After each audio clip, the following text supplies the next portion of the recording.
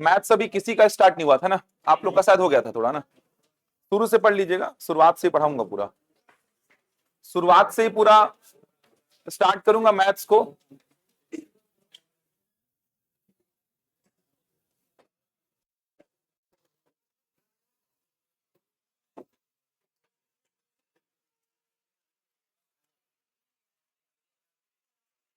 देखिए शुरुआत से पूरा गणित को समझेंगे, एकदम बेसिक से ही चालू करेंगे। डेली अभी 2 घंटे क्लास चलेगी आपकी, 6:30 बजे से 8:30 बजे तक। तो शुरुआत से ही पूरा का पूरा गणित को देखना है आपको।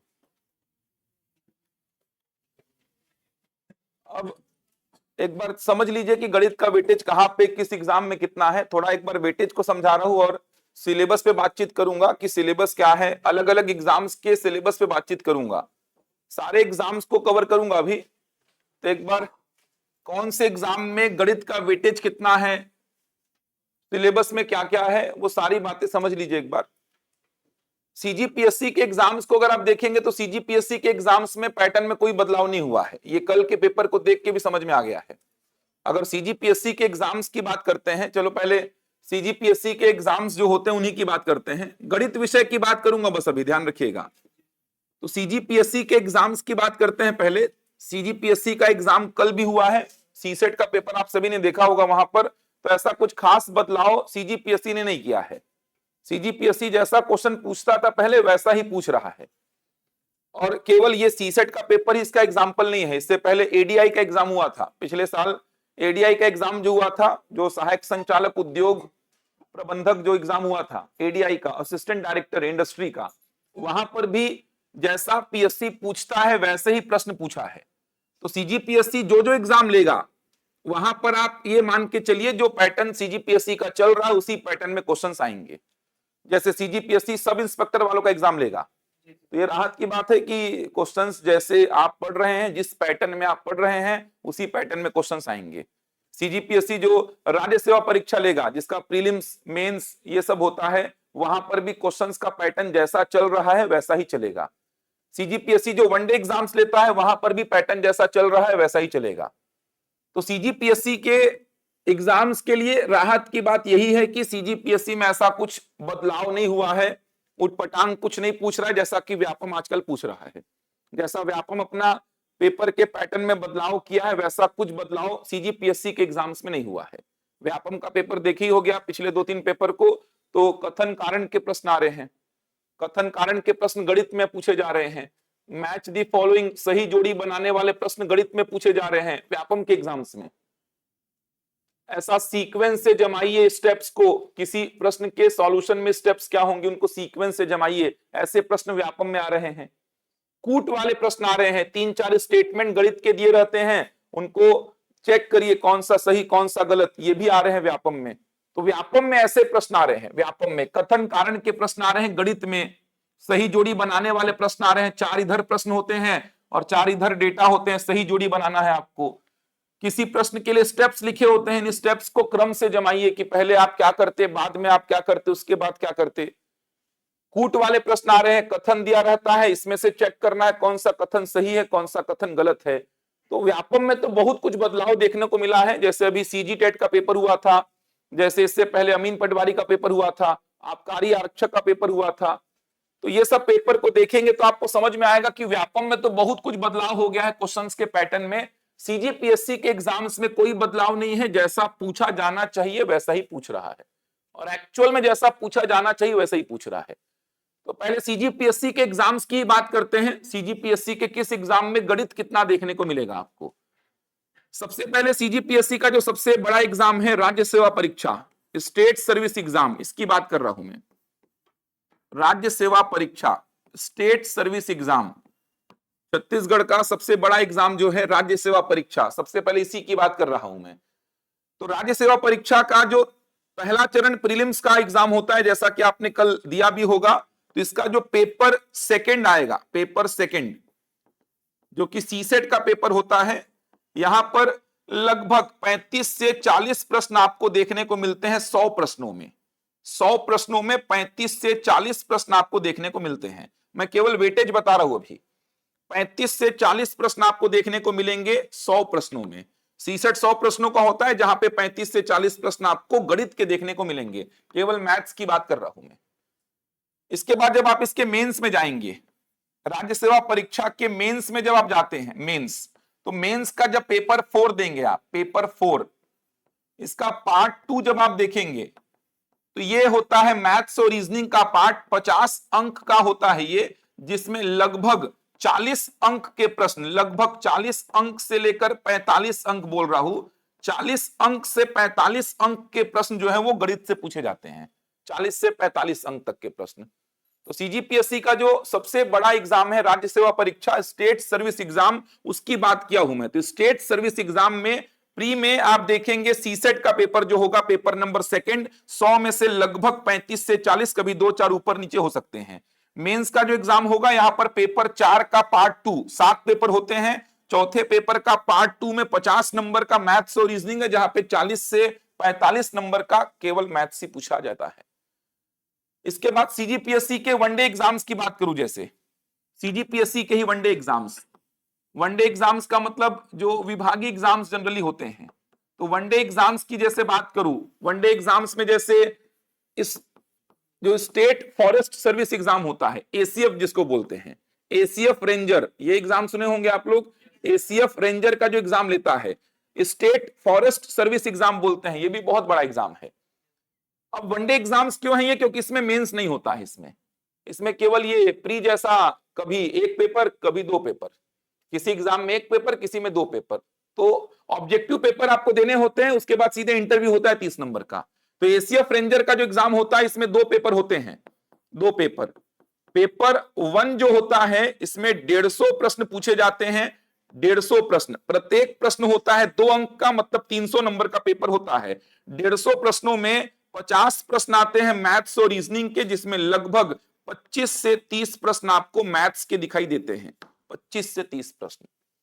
तो एसीएफ रेंजर का जो एग्जाम होता है, स्टेट फॉरेस्ट सर्विस एग्जाम, इसके पेपर 1 में 150 प्रश्नों में 50 प्रश्न मैथ्स और रीजनिंग के होते हैं, जिसमें 25 से 30 प्रश्न मैथ्स के और रिमेनिंग रीजनिंग के होते हैं। तो यहां पर भी अच्छा खासा वेटेज है। पेपर 1 में 3 पार्ट होते हैं, जीएस का पार्ट, लैंग्वेज का पार्ट, मैथ्स और रीजनिंग का पार्ट। पेपर 2 आप देखेंगे तो physics, chemistry, bio, environment, technology, forestry, agriculture, ये सब रहते हैं। तो वो सब बात नहीं कर रहा हूं, केवल मैथ्स के वेटेज की बात कर रहा हूं।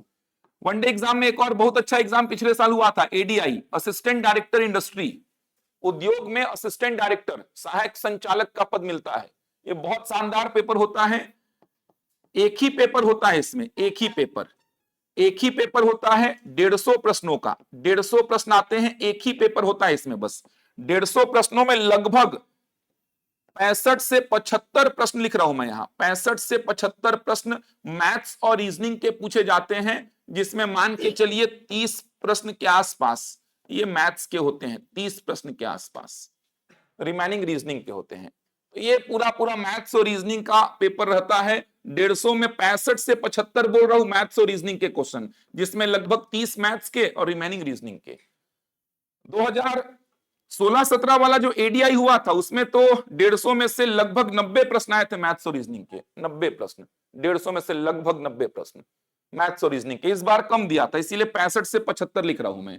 इसके अलावा एक और एग्जाम होता है, एई का एग्जाम, असिस्टेंट इंजीनियर, इंजीनियरिंग वाले देते हैं ये। तो यहां पर भी 2 पेपर होते हैं, paper number 1, paper number 2, paper 1, paper 2। तो पेपर 1 में फिर से 150 प्रश्नों में 50 प्रश्न आते हैं मैथ्स और रीजनिंग के, जिसमें 25 से 30 प्रश्न आपको मैथ्स के दिखाई देंगे और रिमेनिंग जो है वो रीजनिंग के। तो सीजीपीएससी का कोई भी एग्जाम उठा लीजिए, लगभग हर एग्जाम में आपको मैथ्स दिखाई देगा, लगभग हर एग्जाम में। और भी एग्जाम होते हैं, असिस्टेंट रजिस्ट्रार का एग्जाम होता है, यहां पे भी आपको मिल जाएगा। तो सीजीपीएससी के वनडे एग्जाम्स जो हैं, लगभग हर एग्जाम में आपको मैथ्स और रीजनिंग दिखाई देगा। मैथ्स और रीजनिंग मिला करके 50 क्वेश्चन मान लीजिए आप, जिसमें आधे मैथ्स को दे दीजिए, आधे रीजनिंग को। तो मैं भी रीजनिंग की बात तो नहीं कर रहा हूं, केवल मैथ्स की बात कर रहा हूं।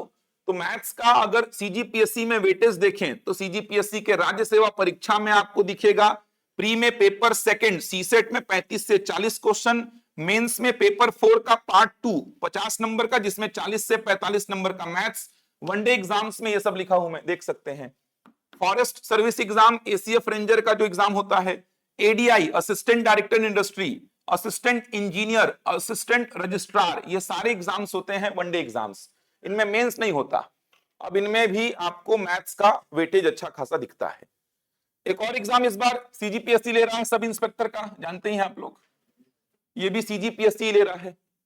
अब सब इंस्पेक्टर के प्री में आप जानते हैं 100 प्रश्न आने हैं, जिसमें से 10 प्रश्न आएंगे मैथ्स के, 100 में से 10 प्रश्न मैथ्स के आएंगे, 100 प्रश्नों में 10 प्रश्न। इसके बाद मेंस जो होगा, सब इंस्पेक्टर का ही जो मेंस होगा, तो मेंस में जो 3 पेपर होने हैं, 3 पेपर, पेपर नंबर 3 जो है ये है आपका एप्टीट्यूड टेस्ट का पेपर, जिसमें 100 प्रश्न आने हैं, लगभग इसमें 20 से 25 प्रश्न मैथ्स के रहेंगे, 20 से 25-30 प्रश्न मैथ्स के रहेंगे, रिमेनिंग पूरे रीजनिंग के हैं इसमें। ये सब इंस्पेक्टर एग्जाम की बात कर रहा हूं मैं। तो सब इंस्पेक्टर के एग्जाम में प्री में भी मैथ्स के 10 प्रश्न हैं और रीजनिंग में भी 10 है। रीजनिंग की बात नहीं कर रहा हूं, मैं मैथ्स पे ही चल रहा हूं। 100 प्रश्नों में 10 प्रश्न मैथ्स के प्री में, और मेंस में पेपर नंबर 3 जो है, इसमें 100 प्रश्नों में 20 से 25 प्रश्न मिलेंगे आपको, रिमेनिंग पूरे रीजनिंग के हैं। तो सब इंस्पेक्टर में आप जानते हैं रीजनिंग का वेटेज बहुत ज्यादा है सब इंस्पेक्टर में, क्योंकि 70-75 प्रश्न, 80 प्रश्न तक यहाँ पे रीजनिंग के हैं। सीजीपीएससी के इतने एग्जाम्स हैं, और भी एग्जाम्स होते हैं, बाकी आप ये समझिए कि लगभग हर एग्जाम में मैथ्स आपको मिलेगा, लगभग हर एग्जाम में। तो अब इसमें बहुत सारे बच्चे सीजीपीएससी की राज्य सेवा परीक्षा की तैयारी कर रहे हैं, बहुत सारे बच्चे सब इंस्पेक्टर की तैयारी कर रहे हैं, समझ आ रहा है। वनडे एग्जाम्स की ऐसी कोई अलग से तैयारी नहीं होती है, जब ये पद आते हैं तभी इसकी तैयारी होती है। अभी कोई एसीएफ रेंजर की तैयारी करने नहीं बैठेगा, क्योंकि पद का कोई ठिकाना नहीं है, कब आएगा कब नहीं आएगा। 20-21 में हुआ था एग्जाम, 16 में हुआ था, 17 में हुआ था, तो अभी कोई एसीएफ रेंजर की तैयारी करने नहीं बैठेगा।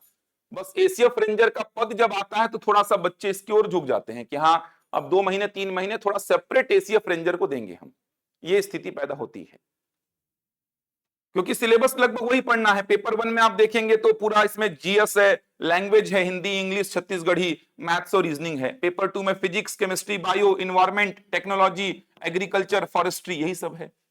जब एडीआई का पद, जैसे एडीआई का पद आया था पिछले साल, तो बच्चे इसकी ओर झुके थे। अब इसमें पढ़ना वही है, छत्तीसगढ़ जीएस है 50 क्वेश्चन, 65 से 75 क्वेश्चन आपके मैथ्स और रीजनिंग के हैं, रिमेनिंग आपके लैंग्वेज और कंप्यूटर के हैं। एई में भी आप देखेंगे तो पेपर 1 में जीएस है, लैंग्वेज है, मैथ्स और रीजनिंग है। पेपर 2 पूरा टेक्निकल होता है, इसमें पूरा टेक्निकल, मैकेनिकल ब्रांच से है तो जो आपने 4 सालों में पूरा पढ़ा है वो पूरा देना है, सिविल ब्रांच से है तो सिविल ब्रांच में जो आपने 4 सालों में पढ़ा है वो देना है। तो ये सब एग्जाम जो हैं, ये जब आएंगे तभी बच्चे इनकी तैयारी करते हैं, जब आएंगे तब। सब इंस्पेक्टर का जो तैयारी कर रहे हैं उनको पता ही है कि सब इंस्पेक्टर का प्री में 100 प्रश्न आना है, जिसमें 10 प्रश्न मैथ्स के मिलेंगे, रीजनिंग के भी 10 हैं रहने को, लेकिन 10 प्रश्न मैथ्स के यहाँ पे लिखा हूं मैं। मेंस में तीसरा पेपर जो है ये एप्टीट्यूड टेस्ट का है, योग्यता परीक्षण, एप्टीट्यूड टेस्ट, जिसमें 100 प्रश्नों में से 20 से 25 प्रश्न मैथ्स के आएंगे। पेपर 1 जानते ही हैं क्या है, भाषा। पेपर 2 क्या है, जीएस, तो सब इंस्पेक्टर वाले हैं। तो ये हो गई सीजीपीएससी की बात। लगभग हर एग्जाम में मैथ्स आपको देखने को मिल रहा है। अब व्यापम के एग्जाम की बात कर रहा हूं। पढ़ना सब में सेम मैथ्स ही है, ध्यान रखिएगा, ये नहीं कि पीएससी वाले हैं तो टफ, व्यापम वाले हैं तो आसान, ये वाले हैं तो ये, ऐसा कुछ नहीं है। सबका मैथ्स सेम है। इवन व्यापम में तो आजकल दिक्कत हो गई है, पीएससी वालों को तो राहत ही है। बल्कि आप सीजी टेट का मैथ्स उठा लो और अभी कल के सीसेट का उठा लो, सीजी टेट और कल के सीसेट का कोई कंपैरिजन ही नहीं है। आप सीजी टेट के 2 प्रश्न बनाओगे, इधर 10 बना दोगे, इस प्रकार का चेंजेस दिखेगा आपको। सीजी टेट व्यापम लिया है और ये कल का सीसेट लिया है आपका सीजीपीएससी, आप दोनों का कंपैरिजन करके देखो, मतलब तुलना में भी नहीं है। सीजी टेट का पेपर तुलना में भी नहीं है सीसेट के, ये स्तर था। अमीन पटवारी का उठा लो, वही चीज आएगी। तो व्यापम का बल्कि टफ हो गया है क्वेश्चंस का लेवल, अभी सीजीपीएससी जनरल ही दे रहा है। व्यापम के एग्जाम्स की बात करते हैं तो व्यापम के एग्जाम्स में मैं अगर इन एग्जाम्स की बात करूं, जैसे मंडी सब इंस्पेक्टर होगा, अभी मंडी सब इंस्पेक्टर होगा, इसके अलावा यहीं पे लिख रहा हूं अमीन पटवारी का एग्जाम। अगले साल अगर पटवारी का एग्जाम देखने को मिलता है, आरआई का एग्जाम देखने को मिलता है, मंडी इंस्पेक्टर का एग्जाम देखने को मिलता है, मंडी इंस्पेक्टर, व्यापम के अच्छे एग्जाम्स में से हैं, ये अच्छे एग्जाम्स में से। ये तो होने वाला है अभी अप्रैल में, ये हो चुका है दिसंबर में, ये 2022 के बाद नहीं हुआ, 2016-17 के बाद नहीं हुआ, 2021 के बाद इंस्पेक्टर वाला एग्जाम नहीं हुआ है। इन एग्जाम्स को अगर देखेंगे, ये सारे एग्जाम्स व्यापम के हैं, इन एग्जाम्स को अगर देखेंगे तो इन सारे एग्जाम में गणित जो आपको दिखाई देगा, इन सारे एग्जाम में 20 प्रश्नों का दिखाई देगा। गणित की बात कर रहा हूं, 100 प्रश्न टोटल आएंगे इन सारे एग्जाम्स में, जिसमें गणित के 20 प्रश्न रहेंगे। गणित के 20 तो अच्छा खासा वेटेज है, 100 में 20 प्रश्न। इन सारे एग्जाम्स की बात कर रहा हूं, ये कोई भी एग्जाम उठा लीजिए, 100 प्रश्नों में गणित के 20 प्रश्न रहेंगे। पहले 150 प्रश्नों का जब होता था तो 30 प्रश्न रहते थे, अब 100 का हो गया तो 20 प्रश्न रहते हैं। तो इन सारे एग्जाम्स में गणित के 20 प्रश्न रहेंगे। समझ आ रहा है? अब व्यापम का एक सबसे अभी जो वेट कर रहे हैं बच्चे, शिक्षक भर्ती परीक्षा को देखेंगे आप, इसको तो लिखने में भी डर लगता है मेरे को आजकल, बक ना दे बच्चे इसको तो लिखने में भी डर लगता है, बोलना तो दूर की बात है, लिखने में भी डर लगता है कि कहीं बच्चे गाली बकना चालू ना करके शिक्षक भर्ती परीक्षा तो मत ही लिखो आप। शिक्षक भर्ती परीक्षा देखो, जिसका इंतजार कर रहे हैं बच्चे 2023 से, 23 से कर रहे हैं ना, 24 खत्म, 25 खत्म, 26 चालू हो चुका है। आज आएगा कल आएगा, आज आएगा कल आएगा, यही चल रहा है। 20 तारीख को आ ही जाएगा बोल रहे थे, 20 तारीख को बोले थे ना आ ही जाएगा, पत्रकार भी बोल रहे थे, मंत्री भी बोल रहे थे 20 तारीख को हर हालत में आ जाएगा। आज 23 तारीख तो हो चुका है, देखो कब आएगा। शिक्षक भर्ती परीक्षा की बात करूं अगर मैं, तो इसका जो वर्ग 3 का जो पेपर होगा, वर्ग 3 मतलब सहायक शिक्षक, केवल गणित विषय का इंपॉर्टेंस आपको दिखा रहा हूं। सहायक शिक्षक, सहायक शिक्षक में गणित के 20 प्रश्न आएंगे 100 में, 100 प्रश्नों में गणित के 20 प्रश्न आएंगे 100 प्रश्नों में, तो अच्छा खासा वेटेज है इसका भी। 100 में 20 प्रश्न सहायक शिक्षक में। वर्ग 2 की बात करूं तो वर्ग 2 तो अब विषयवार हो चुका है, शिक्षक का जो एग्जाम है ये विषयवार हो गया है, शिक्षक विषयवार हो गया है। अब ये विषयवार हो गया है, वर्ग 2 का एग्जाम पूरा का पूरा विषयवार हो गया है। अब विषयवार हो गया है तो फिर यहां पर अगर जो गणित विषय वाले बच्चे हैं वही गणित विषय को देंगे, जो गणित विषय वाले बच्चे हैं, तो गणित विषय का वेटेज या तो 70 प्रश्नों का होगा 100 में, या तो 65 प्रश्नों का होगा। अब वो क्लियर नहीं है, कुछ लोग 70 बोल रहे हैं, कुछ 65 बोल रहे हैं। तो 100 प्रश्नों में आपको या तो 65 प्रश्न मिलेंगे गणित के, या तो 70 मिलेंगे। मतलब गणित विषय वाले जो बच्चे हैं वर्ग 2 वाले, उनको गणित ही पढ़ना है देखा जाए तो बस। और गणित के चैप्टर्स भी बढ़ा दिया है इसमें, बीज गणित हो गया, एलजेब्रा वाला टॉपिक पूरा, त्रिकोणमिति ट्रिग्नोमेट्री वाला पूरा सेक्शन इसमें कवर करना पड़ेगा आपको। तो जो गणित विषय वाले बच्चे उन्हीं को गणित पढ़ना है वर्ग 2 में, जो विज्ञान वाले हैं उनको गणित नहीं पढ़ना है, जो सामाजिक विज्ञान वाले हैं उनको भी गणित नहीं पढ़ना है। तो वर्ग 2 में मतलब शिक्षक में गणित वही पढ़ेगा जो गणित विषय से वर्ग 2 का एग्जाम देगा, और गणित भर भर के मिलेगा 100 में या तो 70 या तो 65। क्लियर नहीं है? नवभारत का खबर देखेंगे तो 70 है, कुछ यूट्यूबर लोगों का खबर देखेंगे तो 65 है। अब कंफर्म नहीं है क्या है, ना मेरे को कंफर्म है ना किसी और को कंफर्म है। वो क्या रहेगा वो देखने वाली बात है, या तो 65 या तो 70। जहां तक 70 ही लग रहा था, 7 सेक्शन बना दिया था, 7 सेक्शन बना दिया था ऐसा, हर सेक्शन से 10-10 प्रश्न बोल रहा था। नवभारत पेपर में ऐसा छपा था, 70 क्वेश्चन के आसपास लग रहे हैं मेरे को, 65 या 70। ये शिक्षक भर्ती हो गया आपका। सहायक शिक्षक में अच्छा वेटेज है, 100 में 20 क्वेश्चन, और शिक्षक में अगर आप गणित विषय से हैं तो फिर तो गणित ही पढ़ना है, दूसरे विषय का तो इंपॉर्टेंस ही खत्म हो गया उसमें। ये एग्जाम्स देख पा रहे हैं, मंडी सब इंस्पेक्टर अमीन पटवारी, पटवारी आरआई मंडी इंस्पेक्टर, 100 में 20 प्रश्न। एक और एग्जाम होता है हॉस्टल वार्डन, दिए थे पिछले बार क्या? हॉस्टल वार्डन, हॉस्टल सुपरिटेंडेंट दिए थे क्या? नहीं दिए थे क्या? हुआ था ना 2024 में, 24 में हुआ था। हॉस्टल वार्डन में आप देखेंगे तो 100 प्रश्न पूछे जाते हैं, जिसमें से 25 प्रश्न आते हैं मैथ्स के, 100 में 25। यहां पे वेटेज और ज्यादा है, 100 में 25 क्वेश्चन मैथ्स के हैं। हॉस्टल वार्डन, ये सारी वैकेंसीज चुनाव से पहले देखना आएंगी, पटवारी आरआई मंडी इंस्पेक्टर हॉस्टल वार्डन, ये सारे पद खाली हैं, लगभग 2300-2400 पद खाली हैं इसके, 800 से ऊपर पद खाली हैं इसके, 175 से ऊपर पद खाली हैं इसके, 350-300 पद खाली हैं इसके। सोचो, अब सोचो करना चाहता तो अभी साथ में ही कर सकता था, नहीं हुई है परीक्षा साथ में। मंडी सब इंस्पेक्टर का एग्जाम है भी, मंडी इंस्पेक्टर का नहीं ले रहा है, इसके भी पद खाली हैं। तो ये सारे पद खाली हैं, चुनाव से पहले गारंटीड इन पदों की भर्ती तो होगी ही। अब और एग्जाम्स होते हैं, लेबर इंस्पेक्टर, LOI बोलते हैं जिसको, लेबर इंस्पेक्टर, फूड इंस्पेक्टर, सुने ये सब पद, लेबर इंस्पेक्टर, फूड इंस्पेक्टर, इनका भी जब नया स्ट्रक्चर आएगा तो मेरे को संभावना यही लग रही है कि 100 में 20 प्रश्न आपको गणित के मिलेंगे, नया स्ट्रक्चर जब आएगा। तो अभी नया स्ट्रक्चर नहीं है अपने पास, जब नया स्ट्रक्चर आएगा तो मान के चलिए 100 में 20 प्रश्न आपको इधर से भी दिखाई देने वाले हैं। महिला पर्यवेक्षक करके एक एग्जाम होता है, सुने हैं इसको? महिलाएं तो सुनी होंगी, पुरुष भी सुने हैं क्या? सुने हैं, ठीक है, दिए तो नहीं होना, सुनने तक तो ठीक है, देना नहीं था इस एग्जाम को। महिला पर्यवेक्षक, आंगनबाड़ी में ना महिला लोग जो काम करती हैं, अच्छा पद है, महिला सुपरवाइजर बोलते हैं इसको, महिला पर्यवेक्षक। इसका भी एग्जाम होता है 2022-2023 में, लगातार 2 साल एग्जाम हुआ था ये।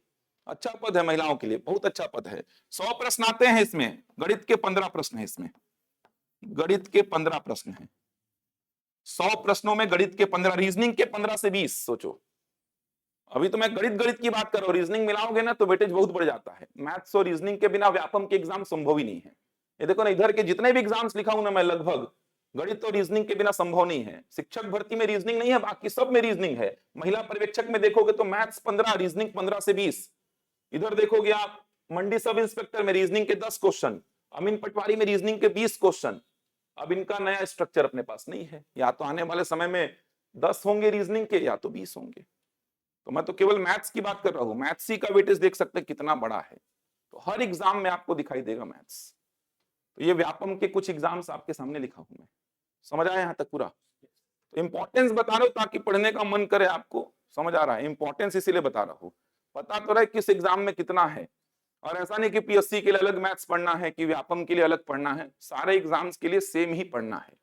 जीएस हो सकता है डिफरेंस थोड़ा सा आपको पैदा करके दे कि PSC में थोड़ा सा लेवल अलग रहेगा, व्यापम में लेवल अलग रहेगा, क्वेश्चंस का चॉइस अलग अलग रहेगा, लेकिन व्यापम हो PSC हो, मैथ्स तो एक ही है आपका। मैथ्स में आप ऐसा साथ बैठकर पढ़ सकते हैं। जीएस में भले मैं ऐसा बोलूं कि CGPSC प्री प्लस मेंस के जो बच्चे हैं उनको जीएस हम व्यापम के बच्चों के साथ नहीं पढ़ा सकते, क्योंकि प्री प्लस मेंस का मतलब वहां पर पूरा उत्तर लेखन पे भी काम करना पड़ता है आपको। लेकिन मैथ्स में समस्या नहीं है, मैथ्स आप एक ही पढ़ेंगे, चाहे व्यापम हो चाहे PSC हो, बल्कि व्यापम के लिए ज्यादा ही पढ़ना पड़ता है मैथ्स को। इसके अलावा सेंट्रल के एग्जाम अगर देखेंगे तो वहां पर तो है ही, वहां पे तो ऐसा है कि मैथ्स और रीजनिंग ही चलता है बस। यहाँ पर तो ऐसा है कि बिना मैथ्स और रीजनिंग के आप पढ़ ही नहीं सकते इनको। SSC, रेलवे, बैंकिंग, इनको देखेंगे तो बिना मैथ्स और रीजनिंग के तो एग्जाम निकलेंगे ही नहीं आपसे। SSC के पहले चरण की बात करूं तो 100 में 25 प्रश्न मैथ्स के हैं। रेलवे की बात करूं तो 100 में 30 प्रश्न पहले चरण में मैथ्स के हैं। बैंकिंग की बात करूं तो 100 में 35 प्रश्न पहले चरण में मैथ्स के हैं। ऐसा रहता है, एक जनरल स्ट्रक्चर बता रहा हूं। पहले चरण में 100 में 25, 100 में 30, 100 में 35। तो ये एग्जाम्स ऐसे हैं कि मैथ्स और रीजनिंग का वेटेज यहाँ पर 50%, यहाँ पे लगभग 60%, यहाँ पे लगभग 70% वेटेज है। तो ये सेंट्रल के एग्जाम है। SSC का CGL उठा लीजिए, CHSL उठा लीजिए, MTS उठा लीजिए, रेलवे के अलग अलग एग्जाम्स होते हैं, बैंकिंग का PO उठा लीजिए, क्लर्क उठा लीजिए, IBPS का, SBI का, RRB का, जो भी एग्जाम उठाने हैं, मैथ्स और रीजनिंग के बिना ये सेंट्रल के एग्जाम आपके नहीं निकलेंगे। UPSC अगर आप जाते हैं, यूपीएससी अगर आप जाते हैं तो यूपीएससी के अगर मैं प्री की बात करूं तो वही 2 पेपर होता है। पेपर नंबर 2 जो होता है, पेपर 2, ये सीसेट का पेपर होता है, सीसेट का, जहां पे 80 क्वेश्चन आते हैं। इसमें 80 क्वेश्चन आते हैं। सब क्वेश्चन 2.5 नंबर का होता है, 200 नंबर का। 80 क्वेश्चन में मैथ्स और रीजनिंग का मिला करके 50 से 55 क्वेश्चन, और बचा कॉम्प्रीहेंशन का क्वेश्चन रहता है। कॉम्प्रीहेंशन 50 से 55, कॉम्प्रीहेंशन का कितना बच गया फिर 25 से 30। कॉम्प्रीहेंशन, रीडिंग कॉम्प्रीहेंशन जानते हैं ना क्या होता है? प्योर मैथ्स और रीजनिंग के 50 से 55 क्वेश्चन यूपीएससी के सीसेट में। अब ये नहीं कि इसका सीसेट टफ होता होगा, वही सब क्वेश्चन मैं तो कराए भी हूं रीजनिंग में, यूपीएससी के क्वेश्चंस बहुत बार करा चुका हूं। एसआई वालों को रीजनिंग का शुरुआत का 10-12 चैप्टर जो पढ़ाया हूं, उसमें लगभग हर चैप्टर में यूपीएससी तक के रीजनिंग के क्वेश्चंस कराए हूं। इवन यहां पर भी वही मैथ्स वही रीजनिंग है जो आप सीजीपीएससी सीजी व्यापम में पढ़ते हैं। ये है आपका मैथ्स का पूरा वेटेज। लगभग सारे एग्जाम्स मैंने कवर किए हैं। कोई और एग्जाम अगर आपके मन में आ रहा है तो बताइए मेरे को, जिसके बारे में जानने के लिए इच्छुक हैं आप। कोई और एग्जाम याद आ रहा है क्या मन में? एबीओ, एबीओ वगैरह में अभी सिलेबस डिसाइड करेगा क्या रहेगा, बताया नहीं है। इससे पहले इन एग्जाम्स को बहुत ज्यादा आप नहीं पाएंगे, आप सर्च करेंगे तो ये एग्जाम्स इससे पहले ज्यादा हुए नहीं है, हुए भी हैं तो उसका पेपर अवेलेबल नहीं है, तो नया स्ट्रक्चर नया सिलेबस देगा। कुछ एग्जाम्स हैं सीडीएस का, सेंटर का जो है, सेंट्रल का मैथ्स और रीजनिंग का वेटेज ज्यादा ही रहता है उसमें। एग्जैक्ट मेरे को स्ट्रक्चर उसका नहीं पता है, लेकिन मैथ्स और रीजनिंग का वेटेज ज्यादा ही रहता है। सेंट्रल का बोल रहे हैं ना, सीडीएस जो होता है, मैथ्स और रीजनिंग का वेटेज सेंट्रल के हर एग्जाम में ज्यादा ही रहता है। यही सब वेटेज है। 100 में 50 क्वेश्चन लगभग मान के चलिए, 100 में 50 क्वेश्चन लगभग मेरे ख्याल से ये सीडीएस में भी रहता है, 100 में 50 क्वेश्चन के आसपास।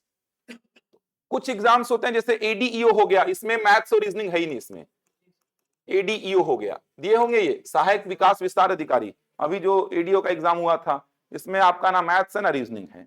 2-3 एग्जाम ऐसे भी लिख सकता हूं जहां पे ना मैथ्स है ना रीजनिंग है। इतना है, तो एक एक करके अपन पढ़ते हैं। अब कैसे पढ़ना है थोड़ा समझा दे रहा हूं मैं, किस प्रकार से पढ़ेंगे। 2 घंटे क्लास होगी लगातार, अभी 2 महीने तक लगातार 2-2 घंटे क्लास लूंगा, ये बोलिए अभी 2 महीने लगातार। अभी पूरा पूरा 2 घंटा जो है वो पूरा बेस बनाने में चलेगा, लगभग 2 सप्ताह। 2 सप्ताह बाद जब आप बेस पूरा सीख जाएंगे, बेस का मतलब नंबर्स आप सीख जाएंगे, नंबर्स पूरे आपको पता होंगे, पूरे नंबर्स पता होंगे और पूरे कैलकुलेशन आपको आएंगे, पूरे कैलकुलेशन। नंबर्स पूरा पता होगा, कैलकुलेशन पूरा पता होगा, तो फिर अपन 2 घंटे में 1 घंटे में बेसिक ही चलते रहेगा और 1 घंटे में एडवांस चैप्टर्स जो हैं उनमें आ जाएंगे। फिर जैसे average, percentage, profit loss, time and work, time and distance, ratio, proportion, समझ आ रहा है? क्योंकि बेस इतना है ना, अभी लिखूंगा देखना पूरे सिलेबस को, बेस इतना है ना पढ़ने को कि ये 2 महीना तक खत्म नहीं होगा, पढ़ते रह जाओगे। फिर इतना पढ़ा तो फिर लगता है आप लोगों के चैप्टर ही खत्म नहीं हुए सर, अभी तक 2 ही 3 चैप्टर को लेके चले पड़े हैं, मेन चैप्टर में तो आए नहीं, क्योंकि बच्चों को लगता है मेन चैप्टर का मतलब प्रतिशत, लाभ हानि, औसत। तो इसीलिए बोल रहा हूं मैं कि अभी 2 सप्ताह में पूरा खत्म हो जाता है। 2 सप्ताह में पूरा नंबर्स आपको जानकारी होगा, एक एक प्रकार की संख्या के बारे में जानकारी होगी, कैलकुलेशन आपको पूरा पता होगा, कैसा भी कैलकुलेशन दे दूं वो आप सॉल्व कर लेंगे। ये होने के बाद फिर 2 घंटे को सेपरेट सेपरेट एक एक घंटे में ऐसा बांटेंगे। 1 घंटा में बेसिक जो चल रहा है वो चलते रहेगा, इसके आगे का, और 1 घंटे में एवरेज, परसेंटेज, प्रॉफिट लॉस ये चालू हो जाएगा। ऐसा चलाऊंगा, ध्यान रखिएगा, तब आपको सिलेबस पूरा होता हुआ दिखाई देगा। पैसे पढ़ाऊंगा तो अभी 2 सप्ताह लगभग 10 दिन के आसपास चलेगा पूरा बेस, जिसमें आप नंबर्स को सीखेंगे और कैलकुलेशन को सीखेंगे। अब देखो क्या क्या पढ़ना है, सिलेबस में क्या क्या है। वर्ग 2 वाले का अलग से लिखूंगा मैं, एक्स्ट्रा क्या है वर्ग 2 वालों का, एक्स्ट्रा क्या है वो लिखूंगा। फिलहाल जो कॉमन सिलेबस है वो पूरा लिख रहा हूं मैं, चलिए लिखेंगे। जो कॉमन सिलेबस है वो पूरा लिखेंगे, थोड़ा थोड़ा हिंट दे दूंगा कि किस चैप्टर में क्या पढ़ना है। शुरुआत के ये 3 चैप्टर आपको कवर करने होंगे। सबसे पहले तो सबसे पहला चैप्टर है संख्या पद्धति, जिसको बोलते हैं नंबर सिस्टम, संख्या पद्धति, नंबर सिस्टम। दूसरा चैप्टर है सरलीकरण, सरलीकरण इसको बोलते हैं सिंप्लीफिकेशन, सिंप्लीफिकेशन। तीसरा चैप्टर है भिन्न संख्या, इसको बोलते हैं फ्रैक्शनल नंबर, फ्रैक्शनल नंबर। ये 3 चैप्टर लिखा मैं, संख्या पद्धति, सरलीकरण और भिन्न संख्या। इंग्लिश में लिख दिया हूं नंबर सिस्टम, सिंप्लीफिकेशन और फ्रैक्शनल नंबर। ध्यान रखिएगा, कथन कारण के बहुत सारे प्रश्न कराऊंगा, कथन कारण के प्रश्नों को कैसे डील करना है सिखाऊंगा, क्योंकि व्यापम के जो बच्चे हैं कथन कारण के प्रश्नों को सीखना ही पड़ेगा आपको। असर्शन और रीजन के जो क्वेश्चन आते हैं, कथन दिया रहता है, कारण दिया रहता है, कारण व्याख्या कर रहा है नहीं कर रहा है, ये सब को लेकर जो फंसते हैं बच्चे, वो सब डील करेंगे अपन शुरुआत से ही। अब इन 3 चैप्टर को पहले समझो, इन 3 चैप्टर में क्या क्या पढ़ना है सबसे पहले तो ये समझो। बहुत सारा है, इन 3 चैप्टर का वेटेज भी अच्छा है, हर एग्जाम में यहां से प्रश्न आते हैं। 2017 का अमीन पटवारी देखना, आपको यहां से 9 प्रश्न मिल जाएंगे 30 ठो में, सोचो 9 प्रश्न इन्हीं 3 चैप्टर से। 2022 का पटवारी देखना, 4 से 5 प्रश्न मिल जाएंगे। कल का पेपर देख लो पीएससी का, पीएससी प्री का हर साल का पेपर देखो, 4-5 प्रश्न आपको इधर से मिल ही जाएंगे। क्या क्या पढ़ना है समझना, क्योंकि इन चैप्टर में बच्चों को समझ में ही नहीं आता कि पढ़ना क्या है सर। इन चैप्टर में बिल्कुल समझ नहीं आता। जैसे मैं एवरेज लिख दिया औसत, तो बच्चों को पता है कि औसत ही पढ़ना है, एवरेज के ही क्वेश्चंस आएंगे, परसेंटेज में परसेंटेज के ही क्वेश्चंस आएंगे। इन 3 चैप्टर में क्या क्या पढ़ना है, इसको मैं पूरा लिस्ट बना के ऐसा लिख रहा हूं, इन 3 चैप्टर में क्या क्या पढ़ना है। फिर आज स्टार्ट भी करूंगा काम। इन 3 चैप्टर में सबसे पहले आप क्या पढ़ेंगे, संख्या के बारे में। संख्या मतलब नंबर, संख्या के बारे में पढ़ेंगे। संख्या होता क्या है, संख्या के प्रकार पूरा देखेंगे आप। संख्या के प्रकार, संख्या के प्रकार का मतलब क्लासिफिकेशन ऑफ नंबर बोल दो या टाइप ऑफ नंबर बोल दो, टाइप ऑफ नंबर। संख्या के प्रकार, सारे प्रकारों को डिटेल में पढ़ेंगे, चाहे परिमेय संख्या हो, अपरिमेय संख्या हो, सुने हैं ना ये सब, रैशनल नंबर, इररैशनल नंबर, चाहे वो फ्रैक्शनल नंबर हो, भिन्न संख्या, चाहे वो प्राइम नंबर, अभाज्य, कंपोजिट नंबर, भाज्य, सारे नंबर्स को लेकर के प्रश्न आते हैं। अच्छा, संख्या पर जो प्रश्न बनते हैं उन सारे प्रश्नों को देखेंगे। फिर संख्या पर जितने भी प्रश्न बने हैं वो सारे प्रश्नों को डील करेंगे। जितने भी क्वेश्चंस बन सकते हैं नंबर्स पे, जितने भी क्वेश्चंस बनेंगे उन सारे क्वेश्चंस को डील करेंगे। ये अपना टारगेट होगा सबसे पहले पढ़ने का। मतलब कोई भी नंबर मैं लिख दूं तो आपको पता होना चाहिए कि वो नंबर क्या है, कहां पर फिट बैठेगा, वो परिमेय है कि अपरिमेय है, परिमेय है तो उसके अंदर क्या है, प्राकृत है कि पूर्ण है कि पूर्णांक है कि अभाज्य है कि भाज्य है, ये सारी जानकारी आपको होनी चाहिए। और इस पर प्रश्न भी बहुत सारे बनते हैं। जैसे अभी नगर सैनिक का एग्जाम दिए होंगे तो कथन कारण का प्रश्न भी आया था। जैसे कथन में ऐसा कुछ लिखा हुआ था, देखे होंगे जो पेपर को, कथन में ऐसा लिखा हुआ था 0/-2 एक परिमेय संख्या है, 0/-2 एक परिमेय संख्या है, 0/-2 एक रैशनल नंबर है, ऐसा कथन में लिखा गया था। और कारण में ऐसा लिखा गया था, रीजन में ऐसा लिखा गया था 0 और -2 एक पूर्णांक हैं, 0 और -2 एक इंटीजर नंबर हैं। कथन था 0/-2 इज अ रैशनल नंबर, और कारण में था 0 एंड -2 आर इंटीजर्स, ऐसा था। तो ये सारे क्वेश्चंस कराऊंगा, समझ आ रहा है, ये सारे क्वेश्चंस कवर होंगे। तो आपको देखना होगा कथन को इंडिविजुअल, कथन सही है कि नहीं, कथन सही है तो फिर कारण को इंडिविजुअल चेक करिए, कारण सही है कि नहीं। अरे समझ आ रहे कथन कारण को कैसे बनाते हैं, पहले तो कथन को इंडिविजुअल चेक करेंगे, कथन सही है कि नहीं, फिर कारण को इंडिविजुअल चेक करेंगे, कारण सही है कि नहीं। कहने का मतलब ये 2 अलग अलग स्टेटमेंट हैं, लिंक मत करो, पहले दोनों को अलग अलग चेक करो। पहले इसको चेक करो कि ये सही है कि नहीं, फिर इसको चेक करो ये सही है कि नहीं। दोनों सही हो गए तो दिक्कत पैदा हो जाता है, दोनों में से एक गलत हो गया तो दिक्कत पैदा नहीं होता है। समझ आ रहा है, दोनों सही हो गए तो दिक्कत क्या पैदा हो जाता है, या तो ऑप्शन ए करेक्ट होगा या तो ऑप्शन बी। कथन सही है, कारण सही है, कारण कथन की सही सही व्याख्या करता है, कथन सही है, कारण सही है, लेकिन कारण कथन की व्याख्या नहीं करता है। ये 2 ऑप्शन में डाउट आ जाता है फिर, इसीलिए बोल रहा दोनों सही हो गए तो लफड़ा है, दोनों में से कोई एक गलत हो गया ना तो व्याख्या वाली बात ही नहीं आएगी। ऑप्शन सी कैसा रहता है, कथन सही है कारण गलत है, ऑप्शन डी कारण सही है कथन गलत है। तो दोनों में से कोई एक अगर गलत हो गया तो फिर तो व्याख्या की बात ही नहीं आ रही है, एक्सप्लेनेशन की बात ही नहीं आ रही है। दोनों सही हो जाते हैं तो दिक्कत आती है, जैसे यहां पर दोनों सही हैं। 0/-2 क्या है, एक रैशनल नंबर है, और 0 एंड -2 इंटीजर्स हैं, दोनों सही है। अब फंस गया मामला, ए होगा कि बी होगा। समझ आ रहा, तो ऐसे प्रश्न भी आ चुके हैं, कराऊंगा कैसे व्याख्या करेगा कैसे नहीं करेगा, व्याख्या करने का मतलब क्या, व्याख्या नहीं करने का मतलब क्या, सब कराऊंगा ऐसे प्रश्न। तो ये बहुत सारे प्रश्न हैं ऐसे। जैसे अभी रिसेंटली एक पेपर हुआ था और अपेक्स बैंक वाला, सहकारिता वाला, वहां पर ऐसा प्रश्न आया था, एक अपरिमेय संख्या, एक अपरिमेय संख्या, अपरिमेय संख्या को इंग्लिश में बोलते हैं इररैशनल नंबर, इररैशनल नंबर, एक अपरिमेय संख्या को दूसरी अपरिमेय संख्या, दूसरी अपरिमेय संख्या मतलब कोई दूसरा इररैशनल नंबर से डिवाइड कर रहे हो आप, एक अपरिमेय संख्या को दूसरे अपरिमेय संख्या से डिवाइड कर रहे हो, कोई इररैशनल नंबर है इसको दूसरे इररैशनल नंबर से आप डिवाइड कर रहे हैं, तो रिजल्ट क्या मिलेगा? रैशनल मिलेगा, इरैशनल मिलेगा, कभी रैशनल कभी इरैशनल, या इनमें से कोई नहीं? ऐसे क्वेश्चन आ रहे हैं। समझ आ रहा है क्या मिलेगा? एक अपरिमेय को दूसरे अपरिमेय से डिवाइड करने पर क्या मिलता है? पता है किसी को क्या मिलता है? अरे बोलो, गलत सही? अपरिमेय, परिमेय, तो दोनों को मिला के फिर बोलो, कभी परिमेय कभी अपरिमेय। कभी परिमेय कभी अपरिमेय, ऐसा आएगा। पढ़ाऊंगा, यही सब सीखना है। अच्छे क्वेश्चन हैं ये सब, अब पूछे जा रहे हैं। देखो ना, जैसे √2 अपरिमेय है क्या? थोड़ा मोड़ा बेसिक आता है कि नहीं? √2 अपरिमेय है क्या? √3 अपरिमेय है क्या? डिवाइड किया तो रिजल्ट भी क्या है? अपरिमेय। √18 अपरिमेय है क्या? अरे है ना। √2 अपरिमेय है क्या?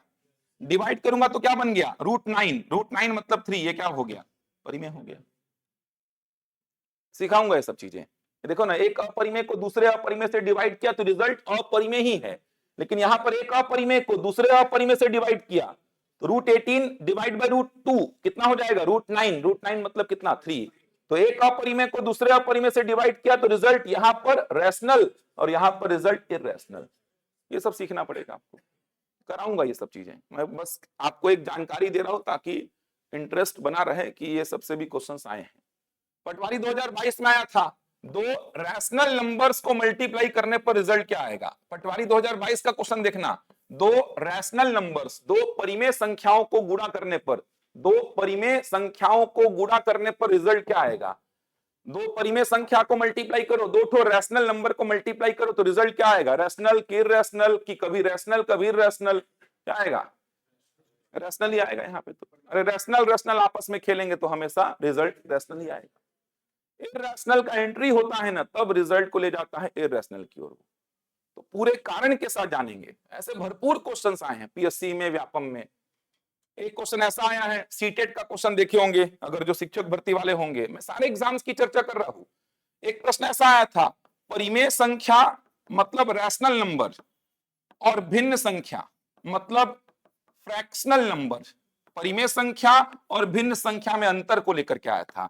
Rational number and fractional number में डिफरेंस क्या है? सीटेट का पूछा गया क्वेश्चन है, दोनों के डिफरेंस पे प्रश्न बना दिया था। बताइए, पता है किसी को difference? Rational number and fractional number में डिफरेंस क्या है? Rational number and fractional number में क्या डिफरेंस लगता है?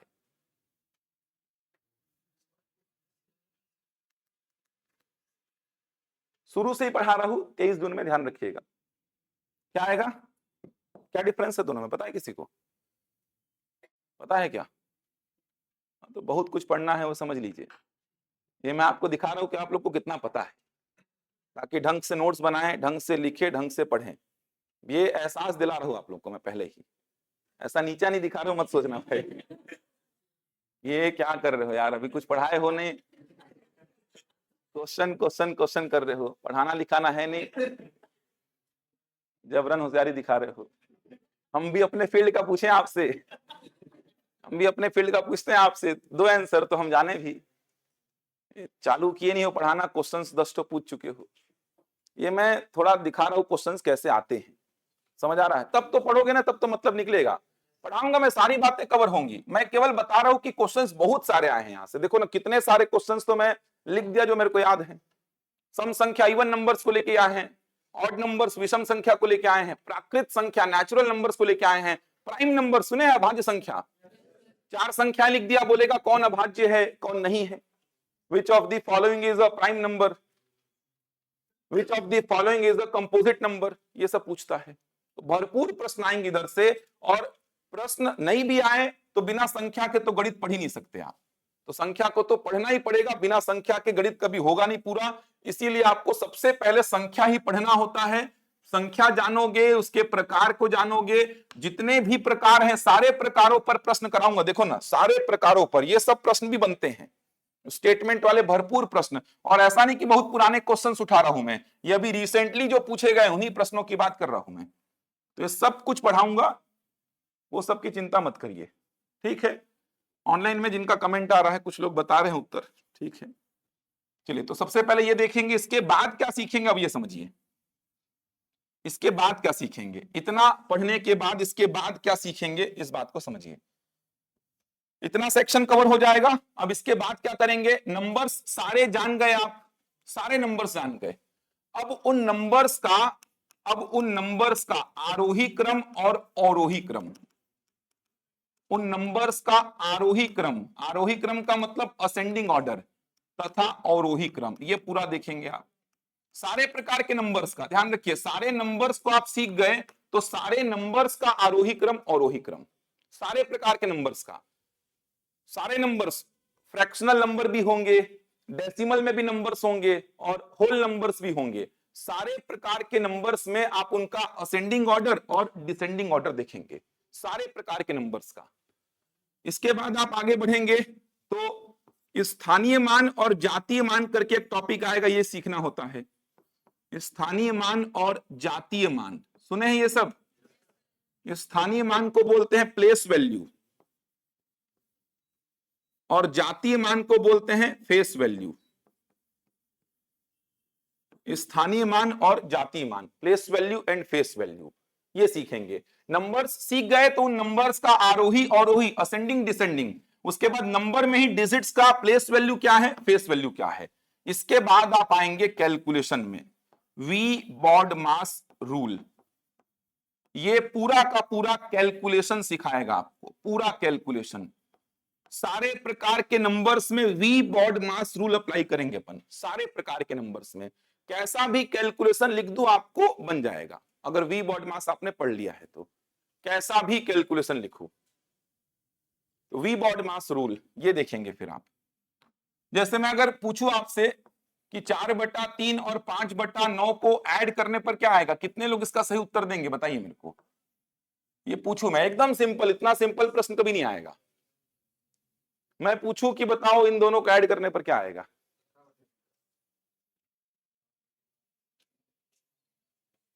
सिंपल सा एक कैलकुलेशन पूछा हूं मैं।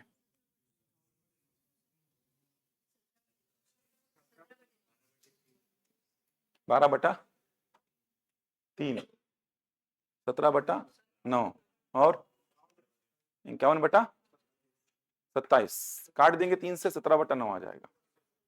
हमेशा सिंपलेस्ट फॉर्म में लिखा जाता है। देखो कितने कम लोग ही बता रहे हैं, 17/9 आएगा। ये सिंपल सा कैलकुलेशन है। अब यही नहीं जानेंगे तो फिर पूरा मैथ्स ही बेकार है आपका।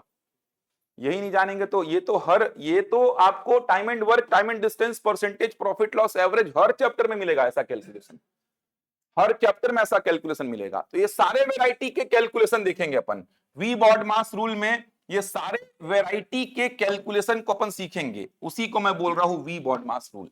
सारा कैलकुलेशन, ये तो केवल ऐड किया है, एक ही प्रश्न में addition, subtraction, multiplication, division, bracket सब कुछ लगा देगा। तो एक ही प्रश्न में सब कुछ लगा देगा, वहां पर अपन देखेंगे वी बॉड मास रूल। ऐसे नंबर्स में, डेसिमल वाले नंबर्स में भी देखेंगे, होल नंबर्स में भी देखेंगे, तो अलग अलग वैरायटी के नंबर्स में आप देखेंगे वी बॉड मास रूल, अलग अलग वैरायटी के नंबर्स में।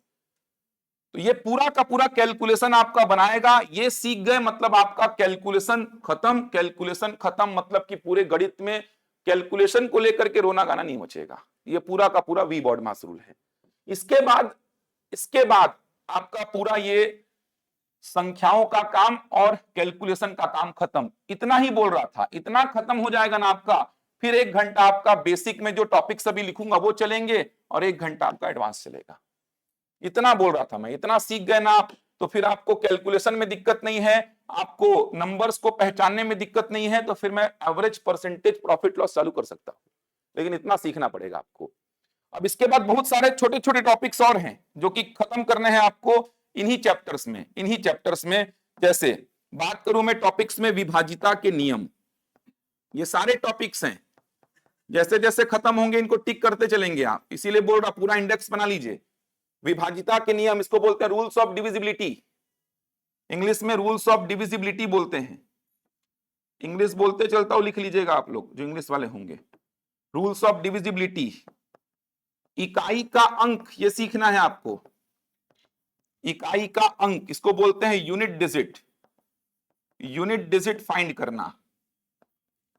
शेषफल प्रमेय, शेषफल प्रमेय, इसको बोलते हैं रिमाइंडर थ्योरम।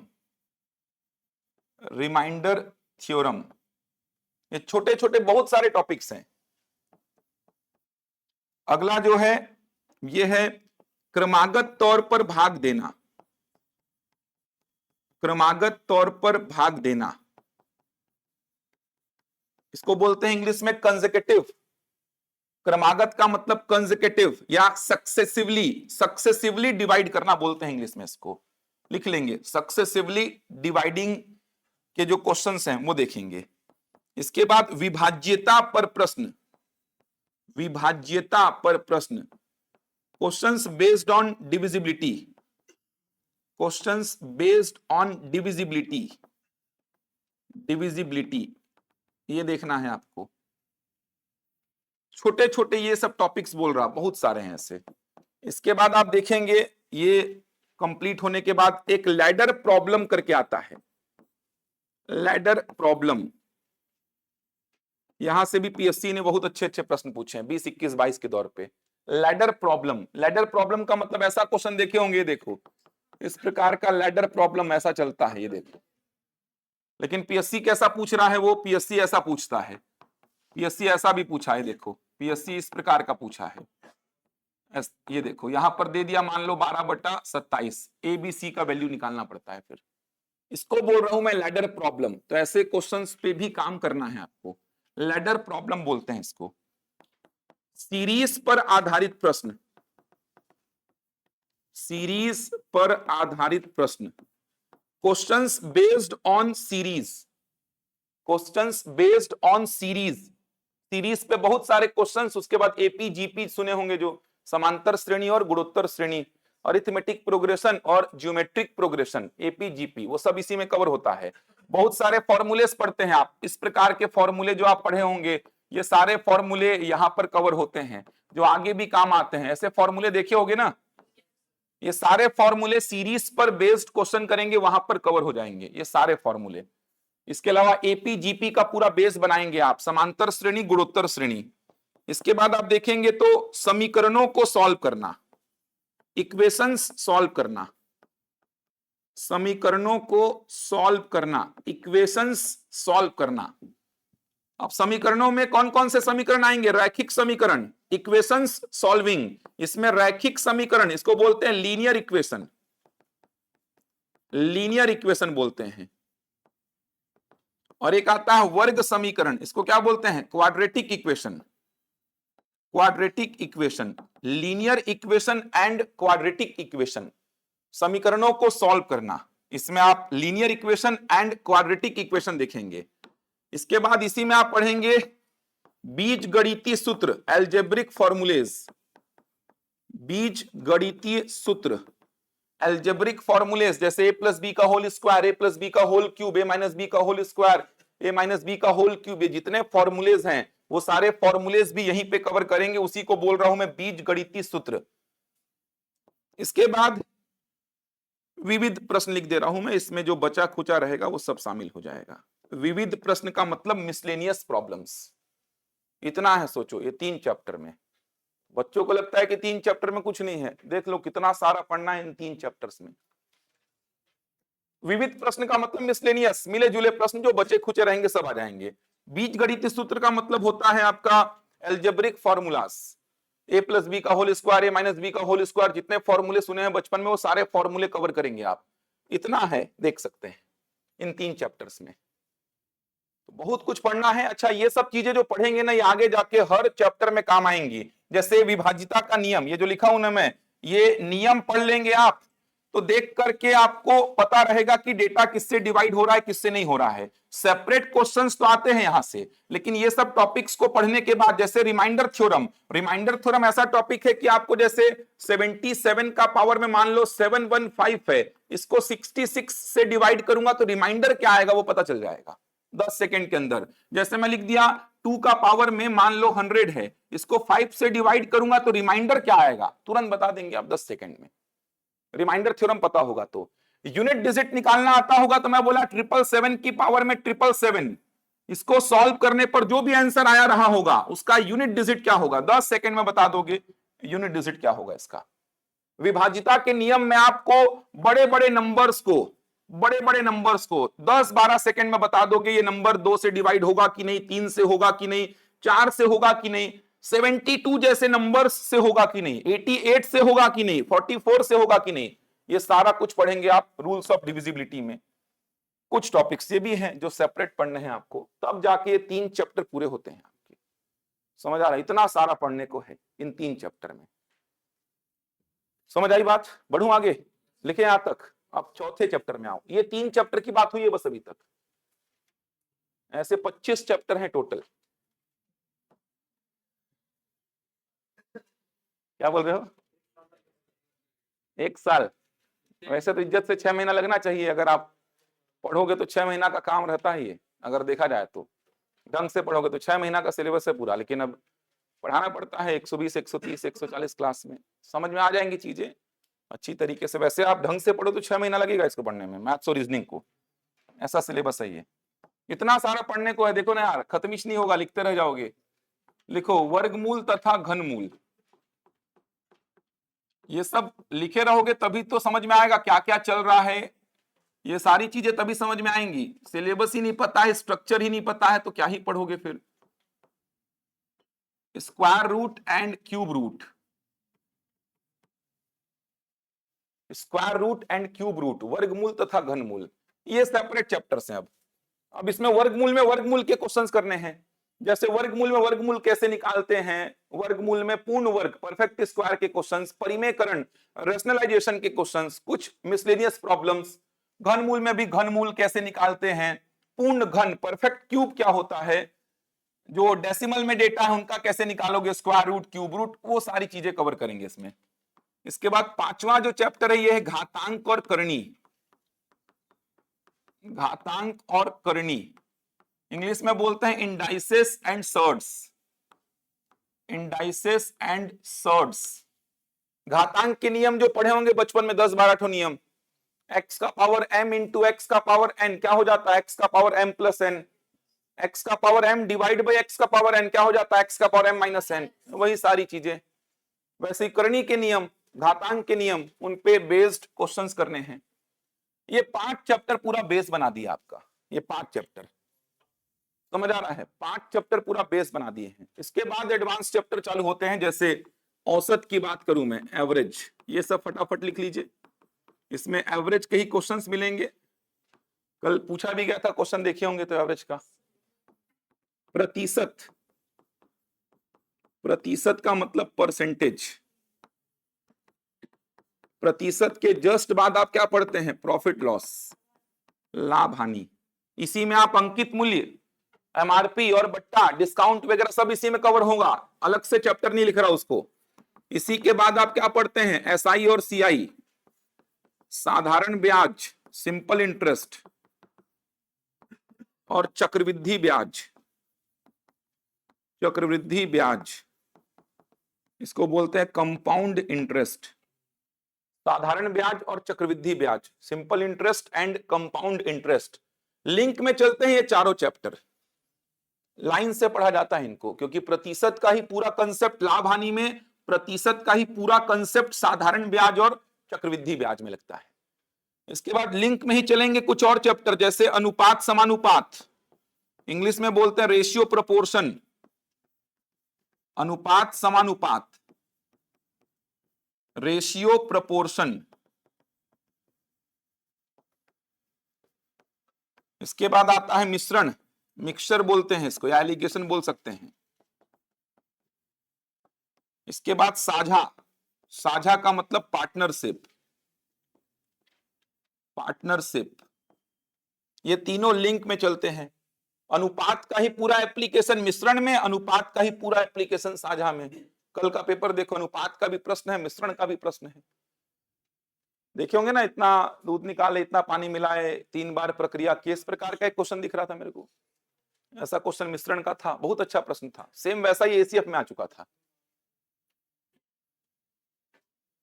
और सब पढ़ोगे चंचल, वही तो बता रहा हूं यार। लिखो यार, अभी और चैप्टर है, आप लोग मत बताओ ये छूट गया है वो छूट गया है। अभी मैं थोड़ा ही पूरा लिख दिया हूं यार। पूरा लिखने के बाद पूछता हूं कुछ आप लोगों के मन में है तो बताओ, उसके बाद तो संट हो जाते हो। अभी बता रहा हूं भाई, एलसीएम एचसीएफ बचा है, मैं थोड़ी बोल रहा हूं कि नहीं लिखा हूं, वो तो हट गया है, लिखूंगा, उसको चिंता काहे कर रहे हो यार। ये 3 चैप्टर फिर से लिंक में लिख रहा हूं, 3 चैप्टर में समय दूरी मतलब टाइम एंड डिस्टेंस, रेलगाड़ी मतलब ट्रेन, नाव धारा, बोट एंड स्ट्रीम, ये तीनों चैप्टर लिंक में चलेंगे, समय दूरी के कंसेप्ट रेलगाड़ी में और नाव धारा में। उसके बाद 2 चैप्टर लिंक में चलते हैं आपके, एक समय तथा कार्य, इसको बोलते हैं टाइम एंड वर्क, और दूसरा होता है पाइप तथा टंकी, पाइप एंड सिस्टम बोलते हैं इसको, pipe and system. 17 number 18 number दोनों लिंक में चलेंगे, दोनों चैप्टर लिंक में चलेंगे आपके। अब एक सेपरेट चैप्टर बहुत इंपॉर्टेंट, बहुत खास, लस और मस, लघुत्तम समापवर्ती और महत्तम समापवर्तक, एलसीएम एंड एचसीएफ, लस और मस, LCM and HCF. 19 number. 20 number आयु संबंधित प्रश्न, इसको बोलते हैं एज रिलेटेड प्रॉब्लम्स। ये 20 चैप्टर हैं आपके। ऐसे जो ये ब्रैकेट लगाए हो लिंक में चलते हैं, इसीलिए लगाया हो।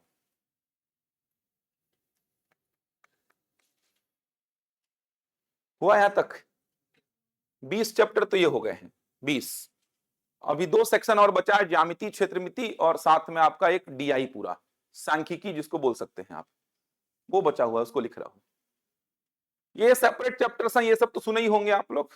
ये सेपरेट चैप्टर के नाम, एज रिलेटेड प्रॉब्लम्स में जानते हैं राम की आयु श्याम की आयु की 2 गुनी है, 5 वर्ष बाद इसकी आयु की 4 गुनी हो जाएगी, इस प्रकार के प्रश्न आते हैं, वो सारे एज रिलेटेड प्रॉब्लम्स में कवर होते हैं। लस और मस, एलसीएम एचसीएफ बहुत पसंदीदा चैप्टर है ये, हर एग्जाम में आता है ये। लिखे यहां तक? बढ़ू आगे। ज्यामिति और क्षेत्रमिति लिखिए। अब इसमें क्या क्या कवर करना है, ज्यामिति और क्षेत्रमिति दोनों में क्या अंतर है, क्या अलग चीज है? ज्यामिति मतलब ज्योमेट्री और क्षेत्रमिति का मतलब मेंसुरेशन। ज्योमेट्री एंड मेंसुरेशन, क्या अंतर है दोनों में? क्या होता है दोनों में, क्या अंतर है बोलो? ज्यामिति और क्षेत्रमिति में क्या अंतर है बताओ यार? ज्योमेट्री एंड मेंसुरेशन बोलो। और क्षेत्रमिति में ठीक है, क्या डिफरेंस होता है? सुने हैं ज्यामिति और क्षेत्रमिति पढ़े हो यार? ज्यामिति में फिगर्स का जो प्रॉपर्टीज, उनका आपस में रिलेशन, ये सब देखते हैं, और क्षेत्रमिति में उनके एरिया को, पेरीमीटर को, वॉल्यूम को, ये सबको कवर करते हैं अपन। समझ आ रहा है? दोनों कुछ अलग नहीं है, इसीलिए दोनों को साथ में लिखा हूं मैं, ज्यामिति और क्षेत्रमिति। ज्योमेट्री में फिगर्स जो ऐसे ट्राइंगल, क्वाड्रिलेटरल, सर्कल, इनके प्रॉपर्टीज, इनके रिलेशन वगैरह का अध्ययन करते हैं, और क्षेत्रमिति में उन्हीं फिगर्स के एरिया को, पेरीमीटर को, वॉल्यूम को कैलकुलेट करते हैं अपन। अब मैं दोनों को मिला करके लिख रहा हूं क्या क्या पढ़ना है।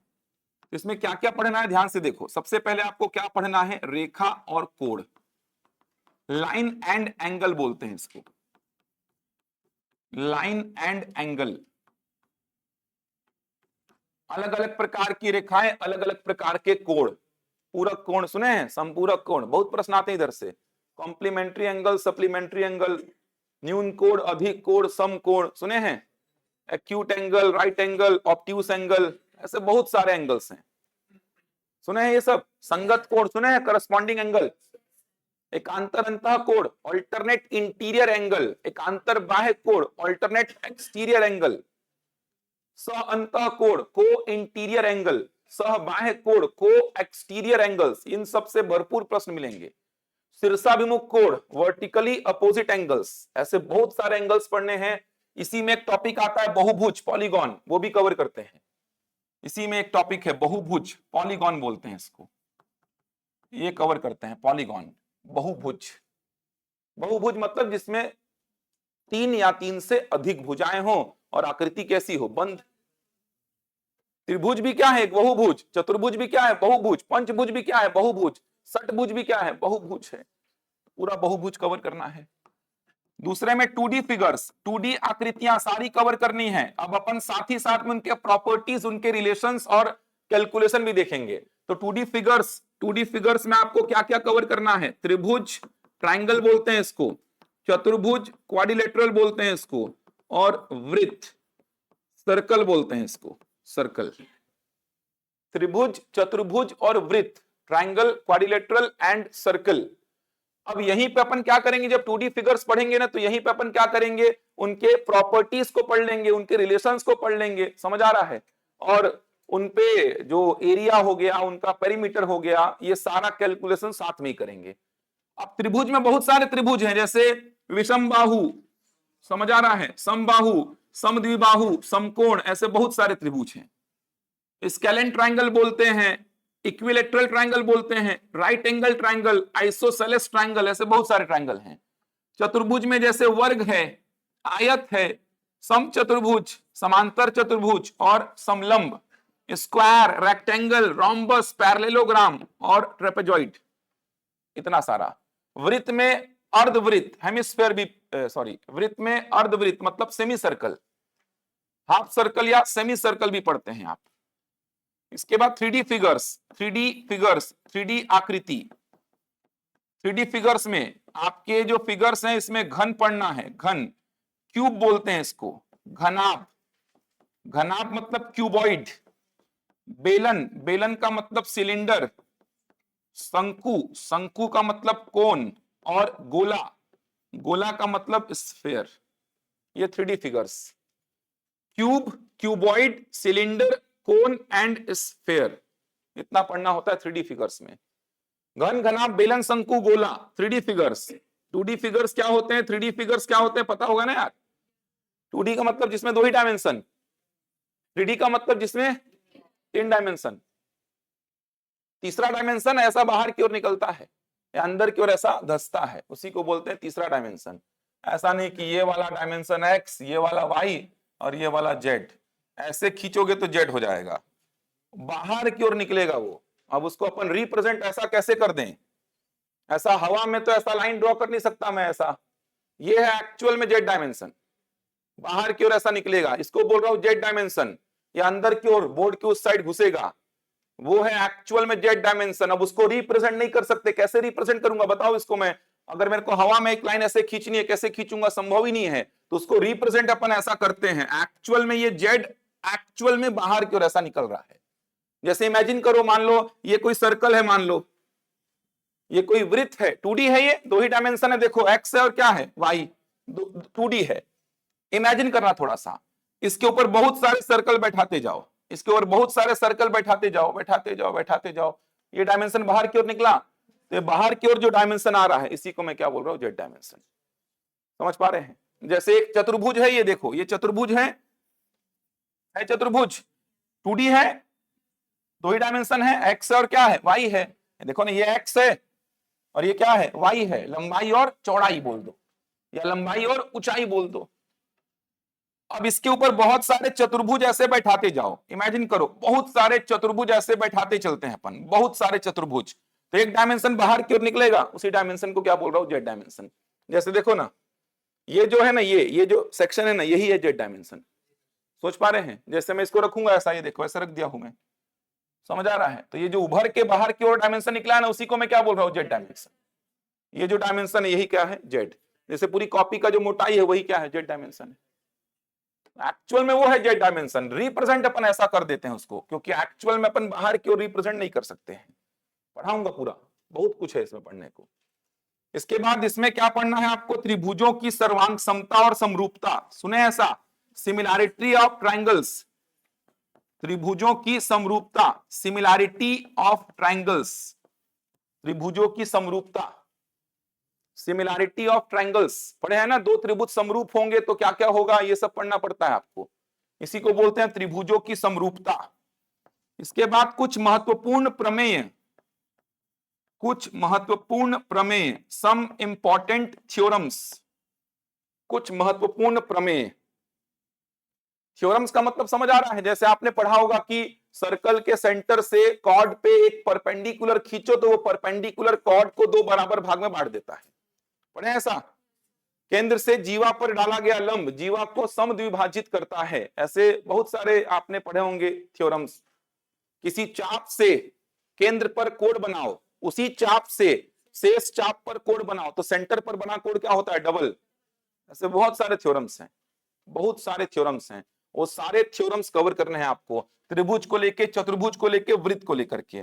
लास्ट में विविध क्वेश्चंस, विविध प्रश्न, मिसलेनियस प्रॉब्लम्स। ये ज्यामिति क्षेत्रमिति का सेक्शन है। व्यापम पीएससी भर भर के प्रश्न पूछता है इधर से भरपूर प्रश्न मिलेंगे आपको।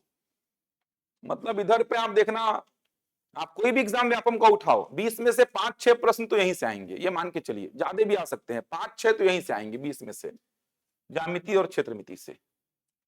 बढ़ू आगे। ये ज्यामिति और क्षेत्रमिति का पूरा हो गया सेक्शन। अब एक सेक्शन आपका बचता है जिसको बोलते हैं data interpretation. Data interpretation, Hindi में इसको बोलते हैं आंकड़ों की व्याख्या। सांख्यिकी के अंतर्गत आता है ये, आंकड़ों की व्याख्या, आंकड़ों की व्याख्या, डेटा इंटरप्रिटेशन। अब इसमें 4 टॉपिक कवर करने हैं आपको। पहला है पाई चार्ट, इंग्लिश में पाई चार्ट ही बोलते हैं, हिंदी में इसको बोलते हैं वृत्त चित्र। दूसरा है इसमें दंड आलेख, दंड आलेख, इंग्लिश में बोलते हैं इसको बार ग्राफ, बार ग्राफ। तीसरा है लेखा चित्र, लेखा चित्र, इंग्लिश में बोलते हैं इसको लाइन ग्राफ। और चौथा है सारणियन, इसको बोलते हैं टेबुलेशन, टेबुलेशन, सारणियन। ये 4 टॉपिक कवर करने हैं। आंकड़ों की व्याख्या, डेटा इंटरप्रिटेशन का मतलब डेटा को रिप्रेजेंट करने का तरीका। अब डेटा को अलग अलग तरीके से रिप्रेजेंट किया जाता है। पाई चार्ट का मतलब क्या? एक सर्कल के सेक्टर में डेटा को रिप्रेजेंट किया जाता है। देखे होगे ना ये सब। तो ये सेक्टर मान लो भोजन पर खर्च बता रहा है, ये एजुकेशन पर खर्च बता रहा है, ये ट्रांसपोर्टेशन पर खर्च बता रहा है। तो अलग अलग सेक्टर अलग अलग मदों पर खर्च बता रहा है। तो सर्कल के सेक्टर में डेटा को रिप्रेजेंट करेंगे तो क्या कहलाएगा? Pie chart. एक्स और वाई एक्सिस पे इस प्रकार के बार ग्राफ खींचोगे तो इसको क्या बोलेंगे? Bar graph. एक्स और वाई एक्सिस पे इस प्रकार से लाइन ग्राफ खींचोगे तो इसको क्या बोलेंगे? लेखा चित्र या लाइन ग्राफ। टेबल बना करके डेटा को रिप्रेजेंट करेंगे, टेबल बना करके, तो इसको क्या बोलेंगे? टेबुलेशन या सारणियन। तो आंकड़ों को अलग अलग तरीके से रिप्रेजेंट किया जाता है ताकि उसका एक ब्रीफ स्टडी किया जा सके। तो वही चीज आप पढ़ते हैं आंकड़ों की व्याख्या, डेटा इंटरप्रिटेशन में। क्लियर हुआ यहां तक? अब कुछ जो टॉपिक्स हैं वो कुछ ही एग्जाम में आते हैं, जैसे माध्य, माध्यिका, बहुलक परिसर। माध्य एक्चुअल में एवरेज ही है। ये भी कुछ टॉपिक्स लिखे गए हैं, जैसे शिक्षक वाले में लिखे गए हैं वर्ग 2 में। माध्य, माध्यिका, बहुलक परिसर, बहुलक परिसर, इंग्लिश में इसको बोलते हैं मीन, मीडियन, मॉड और रेंज। फ्रीक्वेंसी डिस्ट्रीब्यूशन आपको दिया रहेगा, उनका क्या निकालना है? मीन, मीडियन, मॉड और रेंज। ये सब एसआई में, मेंस में है शायद, प्री में नहीं है, मेंस में। मेंस में आया भी था इधर से क्वेश्चन, एसआई मेंस में मिलेगा ये आपको। इतना है पूरा मैथ्स, समझ आ रहा है?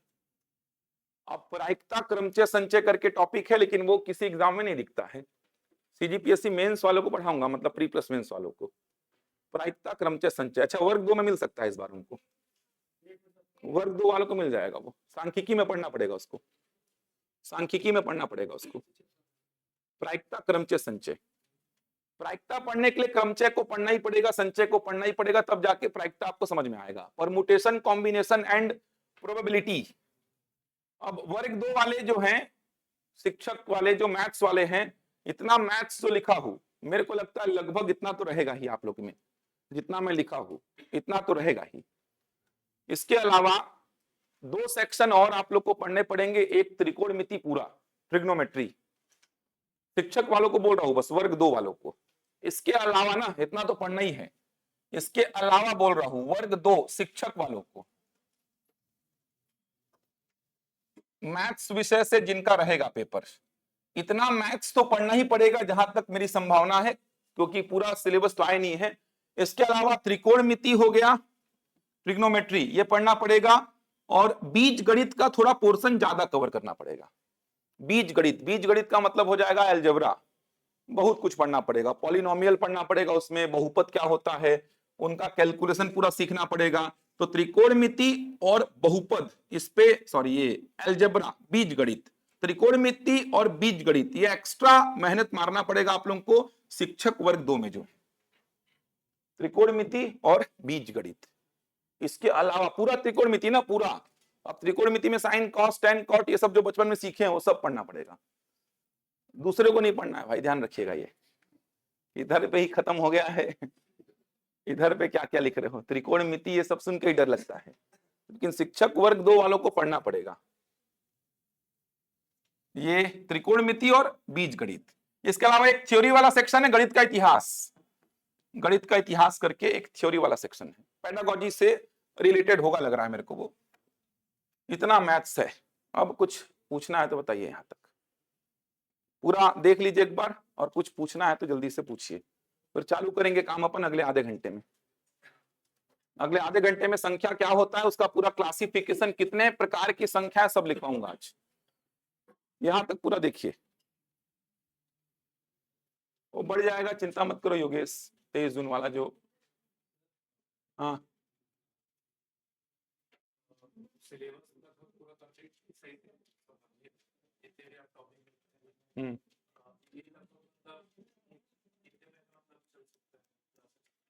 चलाने के ऊपर है यार वो।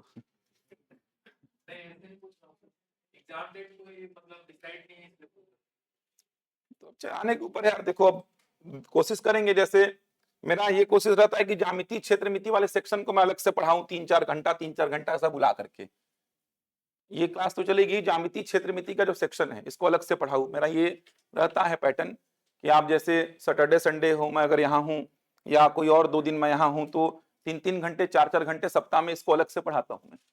तो ये तो साइड में नहीं पड़ जाएगा आपका, लगभग 15-17 घंटे लगते हैं इसमें, ये पूरे सेक्शन में लगभग 15 से 20 घंटा, 15 से 20 घंटा लगेगा इस पूरे सेक्शन में, 15 से 20 घंटा बोल रहा हूँ इस पूरे सेक्शन में। तो मेरा ये रहता है कि 3-3 घंटा आप अलग से आके पढ़ लेंगे सप्ताह में 2 दिन भी, तो आपका महीना में 1.5 महीना में खत्म हो जाता है पूरा। ये बहुत बड़ा टेंशन है, ये खत्म होता है तो आपका बहुत बड़ा सेक्शन खत्म हो जाता है। जैसे डीआई वाला सेक्शन है, pie chart, bar graph, line graph, table, इसमें बहुत ज्यादा समय लगता नहीं, इसमें 8 से 9 घंटा आपको लगता है मैक्सिमम। ये भी साइड में खत्म होता है, साइड में ही पूरा, ये जैसे ये साइड में खत्म होगा वैसे ही ये वाला सेक्शन भी साइड में ही खत्म होगा। रेगुलर क्लास में इनको नहीं पढ़ाया जा सकता, क्योंकि रेगुलर क्लास में समस्या ये कि 1-1.5 घंटे 2 घंटे की क्लास में पाई चार्ट के क्वेश्चंस को कराने में दिक्कत आती है। 3 घंटे 3.5 घंटे की क्लास मिले तब इसको थोड़ा लिंक करके पढ़ाया जाता है। तो ये दोनों तो साइड बाई साइड ऐसे खत्म हो जाएंगे 1.5-2 महीने में, इनमें काम करना है अपन को, ये दोनों तो सेक्शन पूरे खत्म करूंगा, अब इनमें काम करना है। अब मैंने आपको समझाया कि ये पूरा यहाँ तक वी बॉड मास तक खत्म करने के बाद 1 घंटा आपका ये बेसिक चलते रहेगा, ये सब खत्म होते तक चलते रहेगा, और 1 घंटा में अपन ये सब चैप्टर पे काम चालू करेंगे ये वाले में। तो अब इसमें लगता है यार 3-4 घंटा तो एवरेज मान लो एक चैप्टर में।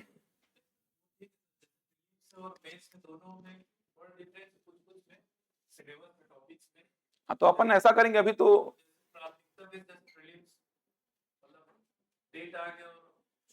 वो चिंता मत करिए, डेट उट आए तो देखेंगे, फिर वो अलग से क्लास वगैरह जो भी रहेगी लगाएंगे, चिंता मत करिए। अभी तो शुरुआत में ऐसी चीजें पढ़ेंगे जो सब एग्जाम में कॉमन रहेंगी।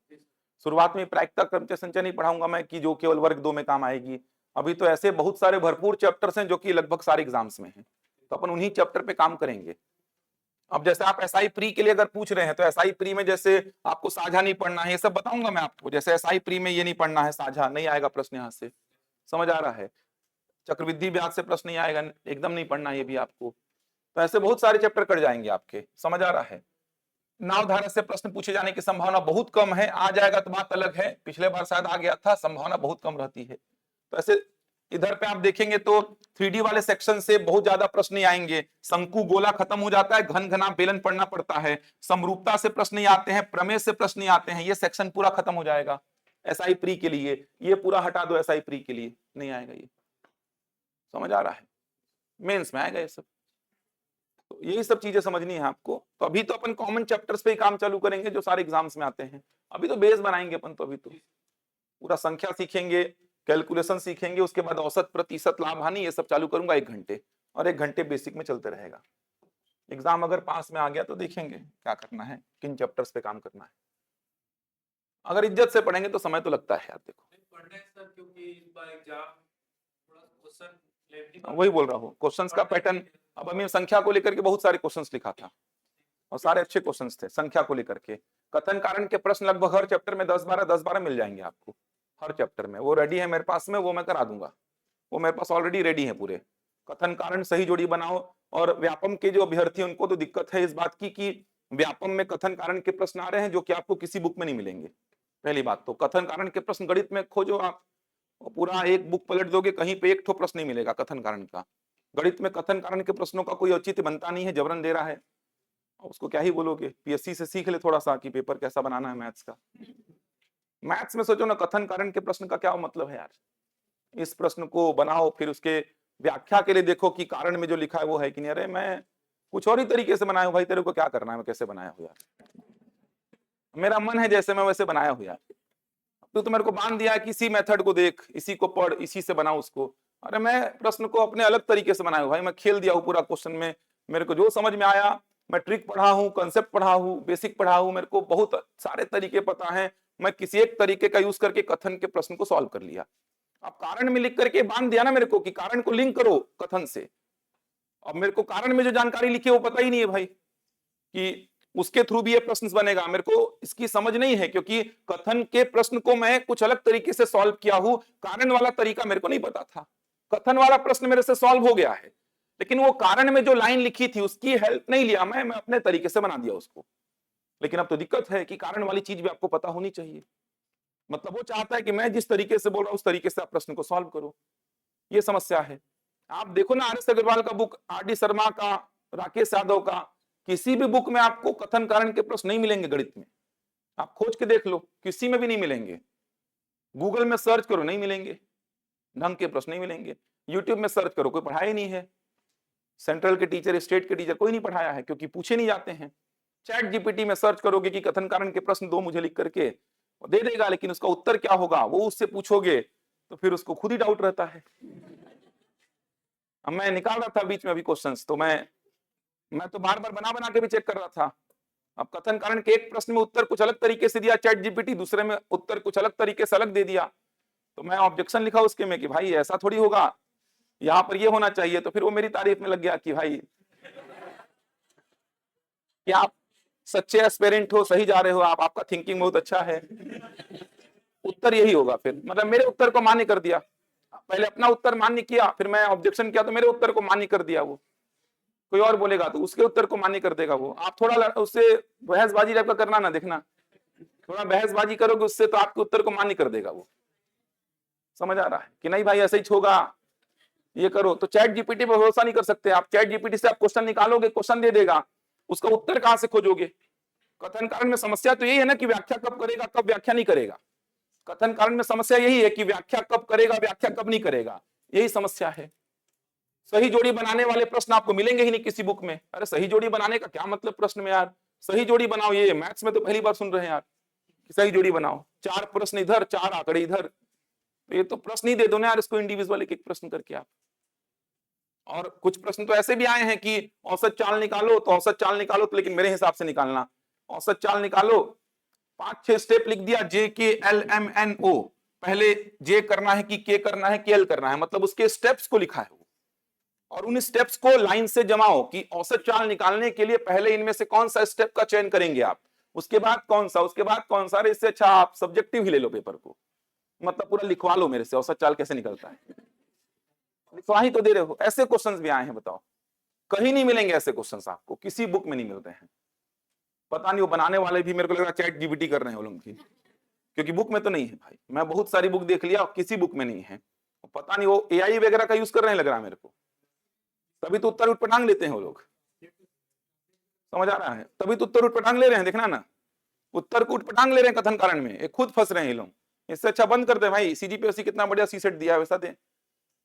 गणित के प्रश्न कथन कारण के किसी को बोलो भी ना यार, बाहर के टीचर से बात होती है तो वो बोलता है अरे ऐसा छत्तीसगढ़ में चल रहा है क्या, मतलब हंसेगा भाई देख के।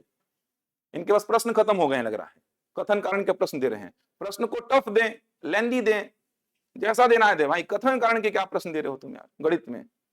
तो कथन कारण के प्रश्नों का कोई औचित्य बनता ही नहीं गणित में, लेकिन दे रहा है तो प्रैक्टिस कराऊंगा मैं। हर चैप्टर में 10-12 क्वेश्चंस का प्रैक्टिस करेंगे अपन, लेकिन ये नहीं कि वैसे ही चाहेगा। अब ऐसा भी नहीं है कि कथन कारण के प्रश्न आ रहे हैं तो आने वाले एग्जाम्स में आएंगे ही, तो केवल उसी की ओर झुकाव मत कर देना, सारे चीजों को कंबाइन करके चलना। भरोसा नहीं है कब बदल जाए, इधर कथन कारण चल रहा है मार्केट में, उधर पेपर हुआ कुछ नहीं आया, ऐसा भी होता है। यही तो खेल है एग्जाम्स का।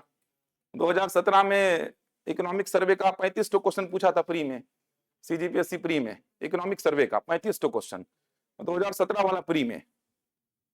18 में एक तो नहीं पूछा। पूरा मार्केट में इकोनॉमिक सर्वे चल रहा था उस समय कि इकोनॉमिक सर्वे पढ़ो, सेपरेट क्लासेस चालू हो गई थी, बच्चे ज्वाइन करते थे इकोनॉमिक सर्वे की क्लास, सेपरेट पढ़ेंगे। 35 क्वेश्चन क्या होता है सोचो ना यार, 100 में इकोनॉमिक सर्वे का केवल 35 क्वेश्चन। 2018 पीएससी में सब पीछे पड़ गए, इकोनॉमिक सर्वे पढ़ना है एकदम बाढ़ आ गई थी इकोनॉमिक सर्वे पढ़ने की लोगों की। इकोनॉमिक सर्वे वाले टीचर का माहौल बढ़ गया था, अरे आओ मैं पढ़ाऊंगा तुम लोग को इकोनॉमिक सर्वे क्या होता है। एक तो प्रश्न मेरे खास आया था, वो भी सिंपल सा आया था, जीडीपी में जो वृद्धि दर क्या रहा, ऐसा कुछ प्रश्न आया था, एक तो बस सोचो। यही तो खेल है इन एग्जाम्स का। तो एकदम एक ही ओर झुकाव मत करना, सब कुछ को पढ़ना, बैलेंस बना के चलना। अब जो भी आए उसके लिए तैयार रहेंगे आप। फिल्टर मतलब क्या? फिल्टर मतलब आप यही जो सब इंस्पेक्टर प्री का सिलेबस है वैसे ही सिलेबस रहता है इसमें भी। फिल्टर मतलब यही सब काट सकते हैं आप, साझा को काट सकते हैं, चक्रवृद्धि ब्याज काट दीजिए इधर से आप, घातांक करनी को काट दीजिए, वर्गमूल घनमूल को भी काट दीजिए। वर्गमूल घनमूल के तो काट प्रश्न फिर भी आ जाते हैं। पाइप टंकी, समय कार्य, सब तो पूछता ही है, सब तो पूछता ही है। ज्योमेट्री मेंसुरेशन में आप वही ये शंकु गोला को काट दीजिए, इनको हटा दीजिए। इधर से प्रश्न आते हैं, रेखा कोण के आते हैं, घन घनाभ के तो आते ही हैं, तो इधर से ये वाला हटा दीजिए, पूरा सेक्शन ये पूरा हटा दीजिए। थोड़ा कम है सहायक शिक्षक में। सीजीपीएससी के एग्जाम में जो भी जा रहा है, सीजीपीएससी का जो प्री का एग्जाम वगैरह की तैयारी जो कर रहे हैं, मेंस प्री ये सब की तैयारी जो कर रहे हैं, कुछ नहीं हटाना है आप लोग को, ध्यान रखिएगा। जितना बोर्ड में लिखा है उसमें से कुछ नहीं हटाना है, सब कुछ पढ़ना है आप लोग को। सीजीपीएससी वाले जो बच्चे हैं, राज्य सेवा परीक्षा वाले, त्रिकोणमिति वगैरह नहीं पढ़ना है, बीज गणित जितना लिखा है उतना ही पढ़ना है। ये तो पढ़ना ही नहीं है, ये तो वर्ग 2 वाले का है। बाकी ये पूरा कुछ नहीं हटाना है, ध्यान रखिएगा। सीजीपीएससी वालों को कुछ नहीं, साझा तक भी नहीं हटाना है। साझा से तो सीजीपीएससी मेंस में 8-8 नंबर के प्रश्न बने हैं। 2021 वाला मेंस देखिएगा, 8 नंबर का क्वेश्चन आया था साझा से, 8 नंबर का। 2022 में मिश्रण से 8 नंबर का आया था। पाइप टंकी से 8 नंबर का 2020 में आया था। तो साझा हो, मिश्रण हो, समय कार्य, कुछ भी हो, कुछ नहीं हटाना है। सीजीपीएससी वालों को ध्यान रखिएगा, कुछ भी नहीं हटाना है। लो यार, क्या इतना एसी का प्रॉब्लम रहता है इनको यार।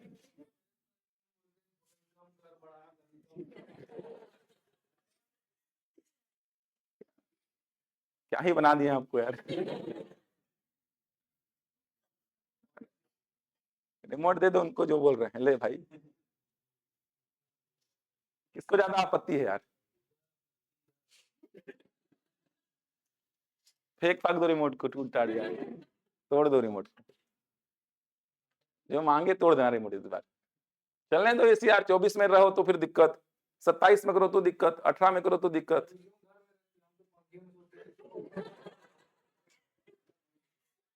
आपको एसी ठंडी लग रही है मतलब?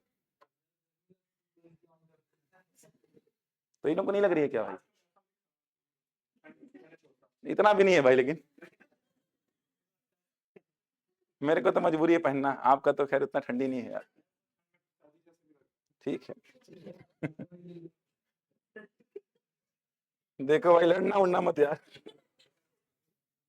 लड़ाई उड़ाई मत करना, चलते रहना भाई। कहीं लड़ लूट दिए इधर, मेरे को बैच सेपरेट करना पड़ गया, समय भी नहीं है मेरे पास इतना, आप ही का दिक्कत होगा। लिखो संख्या, लिखो क्या होता है। बुक्स वगैरह को लेके किसी को दिक्कत है तो बुक्स वगैरह, अगर बुक्स वगैरह को लेकर के इशू है किसी को कि बुक्स क्या लेनी है, तो मैं यही बोलूंगा प्रीवियस ईयर के क्वेश्चन का बुकलेट ले लेना बस। रीजनिंग में भी यही बोला हूं मैं, प्रीवियस ईयर के क्वेश्चंस का बुकलेट को ले लीजिए और कोई बुक पढ़ने की आवश्यकता नहीं है। छत्तीसगढ़ के किसी भी पब्लिकेशन का सीजीपीएससी सीजी व्यापम के जो क्वेश्चंस का प्रीवियस ईयर का बुकलेट है उसको ले लीजिएगा। उसके अलावा हर चैप्टर में आपको प्रैक्टिस शीट मिलेगा ही, दो प्रैक्टिस शीट करीबन हर चैप्टर में मिलेगा। तो क्लास नोट्स, प्रैक्टिस शीट और प्रीवियस ईयर के क्वेश्चंस लगाइए बस। बहुत ज्यादा भागा दौड़ी मत करिए कि आर एस अग्रवाल की, आर डी शर्मा की, एस डी यादव बुक्स लेनी है तो बहुत सारी बुक्स है मार्केट में, लेकिन प्रीवियस ईयर के क्वेश्चन का बुकलेट चैप्टर वाइज जो रहे, संख्या के क्वेश्चन एक साथ रहे, औसत के एक साथ, प्रतिशत के एक साथ, ऐसा बुक मिल जाएगा मार्केट में। 2011-12 से लेके अभी तक के अच्छे अच्छे क्वेश्चंस भी हैं, आसान क्वेश्चंस भी हैं, सब मिल जाएंगे आपको। तो उस बुकलेट को ले लीजिएगा। बाकी प्रैक्टिस शीट भरपूर मिलेगा क्लास में आपको। नोट्स आप बनाएंगे, नोट्स बनाते रहना वरना दिक्कत आएगी आपको। चलिए संख्या की परिभाषा लिखिए, सिंपल सी एक परिभाषा, संख्या की सिंपल सी एक परिभाषा है। इस परिभाषा को लिखवाने का कारण है कि एक प्रश्न आया था व्यापम के एग्जाम में जिसमें दो टर्म यूज हुए थे, उन्हीं टर्म को समझाना। लिखेंगे संख्या की परिभाषा, संख्याएं वे गणितीय वस्तुएं होती हैं। ये तो समझ आ रहा है ना क्या चालू किया अपन, ये जो 3 चैप्टर मिला करके पढ़ा रहा हूं ना, ये देखो ये 3 चैप्टर को मिला करके पढ़ा रहा हूं मैं, इन तीनों को मिला करके पढ़ा रहा हूं, मतलब इतने सारे टॉपिक्स कवर करने हैं आपको बेस में, इतने सारे टॉपिक्स, तो इन तीनों चैप्टर को मिला करके चालू किया हो। संख्या की परिभाषा लिखेंगे, संख्याएं वे गणितीय वस्तुएं होती हैं, संख्याएं वे गणितीय वस्तुएं होती हैं, इंग्लिश में बोल दूंगा, हिंदी लिखिए पहले, जिनका उपयोग मापने में, गिनने में, जिनका उपयोग मापने में, गिनने में इत्यादि चीजों में किया जाता है, जिनका उपयोग मापने में, गिनने में इत्यादि चीजों में किया जाता है। Numbers are the mathematical objects, numbers are the mathematical objects which are used for measuring, counting, etc. numbers are the mathematical objects which are used for measuring, counting, etc. संख्याएं वे गणितीय वस्तुएं होती हैं जिनका उपयोग मापने में, गिनने में इत्यादि चीजों में किया जाता है। Numbers are the mathematical objects which are used for measuring, counting, etc. अब देखो और भी तरीके हैं संख्या को परिभाषित करने के, कोई एक परिभाषा तो संख्या की होगी नहीं। बस ये परिभाषा लेने के पीछे का उद्देश्य क्या था, ये दोनों वर्ड आपको मिलेंगे, ये दोनों टर्म आपको मिलेंगे अभी क्वेश्चन में आगे जाके। तो आपको पता होना चाहिए मापने का मतलब क्या और गिनने का मतलब क्या। मापना मतलब मेजरमेंट, गिनना मतलब काउंटिंग। तो मापने का मतलब क्या समझ आता है, जल्दी से एग्जांपल बताओ। मापने का मतलब क्या, ठीक, जैसे अपनी हाइट को माप लूं मैं तो ये हो जाएगा मापना। मान लो मेरी हाइट 172.3 सेंटीमीटर है तो ये क्या हो जाएगा, मापना। जैसे मेरा वेट 75.6 केजी है तो ये क्या हो जाएगा, मापना। जैसे दूध की मात्रा 2 लीटर, 3 लीटर, जैसे चावल की मात्रा 2 किलोग्राम, 2.5 किलोग्राम, तो ये सब क्या हो जाएगा, मापना। जैसे रायपुर से बिलासपुर का डिस्टेंस 120 किलोमीटर, तो ये क्या हो जाएगा, मापना। समझ आ रहा है, एकदम सिंपल। मेजरमेंट जो होता है, जैसे एसआई वालों का तो फिजिकल मेजरमेंट जो होता है, शारीरिक नाप जोक, नाप जोक में करते क्या है, हाइट, चेस्ट, ये सब नापते हैं आप। तो संख्याएं वे गणितीय वस्तुएं होती हैं जिनका उपयोग मापने में, गिनने में इत्यादि चीजों में किया जाता है। तो मेजरमेंट, मापने का मतलब हाइट को माप लो, वेट को माप लो, क्वांटिटी माप लो, डिस्टेंस माप लो, ये सब क्या हो जाएगा, मापना। गिनने का मतलब क्या समझ आता है, चेयर्स को गिनना स्टार्ट कर दो, चेयर्स कितनी है इस रूम में, विद्यार्थियों की संख्या को गिनना स्टार्ट कर दो, लड़कों की संख्या, लड़कियों की संख्या, पंखे कितने हैं, ट्यूबलाइट्स कितनी हैं, तो वस्तुओं को गिनना। अब वो वस्तुएं सजीव हो सकती हैं, वो निर्जीव भी हो सकती हैं। तो ये तो आप व्यवहारिक तौर पे बता पा रहे हैं मापने और गिनने में क्या फर्क है। गणितीय अंतर क्या होता है उसी को लेकर के क्वेश्चन आया था। मैथमेटिकल डिफरेंस दोनों टर्म में क्या है, मापने और गिनने में गणितीय अंतर क्या है, तो ध्यान से समझना। ये कुछ नंबर्स में लिख रहा हूं डेसिमल वाले, ये देखिए, ये कुछ नंबर्स में डेसिमल वाले नंबर्स लिखा हूं, ये कुछ दशमलव वाली संख्याएं आपके सामने लिखी हुई हैं, इन दशमलव वाली संख्याओं का यूज मैं मापने में तो कर लूंगा, मेजरमेंट में तो कर लूंगा, लेकिन गिनने में कर पाऊंगा क्या? नहीं कर पाऊंगा। समझ पा रहे हैं बात को? जैसे एग्जाम्पल के लिए मैं बोला कि चावल की मात्रा 2.5 केजी बोल सकता हूं, दूध की मात्रा 3.6 लीटर बोल सकता हूं, कोई दूरी डिस्टेंस 5.25 किलोमीटर बोल सकता हूं, इसका लेंथ 4.84 सेंटीमीटर बोल सकता हूं। तो गिनने में ऐसे नंबर्स का उपयोग क्यों नहीं होगा? गिनते समय ऐसा नहीं बोलेंगे कि एक लड़का, दो लड़का, ढाई लड़का, ऐसा नहीं बोलेंगे। एक लड़की, दो लड़की, तीन लड़की, 3.6 लड़की, ऐसा नहीं बोलेंगे। कुर्सियां 5.25 रखी हुई हैं, पंखे 4.84 लगे हुए हैं, तो मापने में ऐसे नंबर्स का उपयोग हो जाएगा, लेकिन गिनने में ऐसे नंबर्स का उपयोग नहीं होगा। इसी अंतर को लेकर के प्रश्न आया था, एक कराऊंगा आगे जाके। तो मापने में ऐसे नंबर्स का उपयोग हो जाएगा, लेकिन ऐसे नंबर्स का उपयोग गिनने में नहीं हो पाएगा। गिनने में ऐसे नंबर्स का उपयोग होता है 1 2 3 4 5 6। तो ये जो नंबर्स आप देख पा रहे हैं, ये नंबर्स गिनने में यूज होंगे, साथ ही साथ किसमें यूज हो जाएंगे? मापने में। लेकिन ये वाले जो नंबर्स हैं, ये नंबर्स केवल और केवल मापने में यूज होंगे, गिनने में नहीं होंगे। ये डिफरेंस था जिसको लेकर के क्वेश्चन आया था। आगे आएगा क्वेश्चन, वो समझ आया डिफरेंस क्या है? आप किसी भी क्वांटिटी को मापो ना, 2.5 किलो चावल बोल देते हैं, 3.5 किलो चावल बोल देते हैं, 2.5 लीटर दूध बोल देते हैं, 3.6 किलोमीटर डिस्टेंस बोल देते हैं, 3.6 सेंटीमीटर लेंथ बोल देते हैं। तो डेसिमल वाले नंबर्स का उपयोग मापने में हो जाता है, लेकिन ऐसे नंबर्स का उपयोग गिनने में नहीं होता। 1 2 3 4 ऐसा गिनते हैं, 1 2 2.5 3 3.5 ऐसा नहीं गिनते हैं अपन। तो ऐसे नंबर्स मापने में यूज होंगे, गिनने में नहीं होंगे। ऐसे नंबर्स गिनने में और मापने में दोनों में बनेगा। ये इतना सा जानकारी है। क्वेश्चन क्या था बताऊंगा आगे चल के। बढ़ूं आगे, चलिए संख्या का वर्गीकरण लिखिए। मेन मुद्दा संख्या का वर्गीकरण, क्लासिफिकेशन ऑफ नंबर्स, संख्या का वर्गीकरण।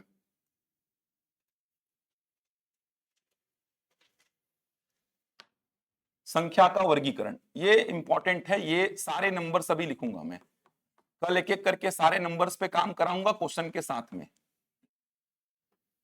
संख्या मेनली दो टाइप की होगी, मेनली दो टाइप की। एक होती है वास्तविक संख्या, बस ये क्लासिफिकेशन आज लिखवाऊंगा, बाकी कल कराऊंगा फिर। वास्तविक संख्या, इसको बोलते हैं रियल नंबर। और दूसरी होती है काल्पनिक संख्या, काल्पनिक संख्या, इसको बोलते हैं इमेजिनरी नंबर, इमेजिनरी नंबर। वास्तविक संख्या और काल्पनिक संख्या, real number and imaginary number. वास्तविक संख्या और काल्पनिक संख्या, मेनली ये दो टाइप की संख्याएं होती हैं।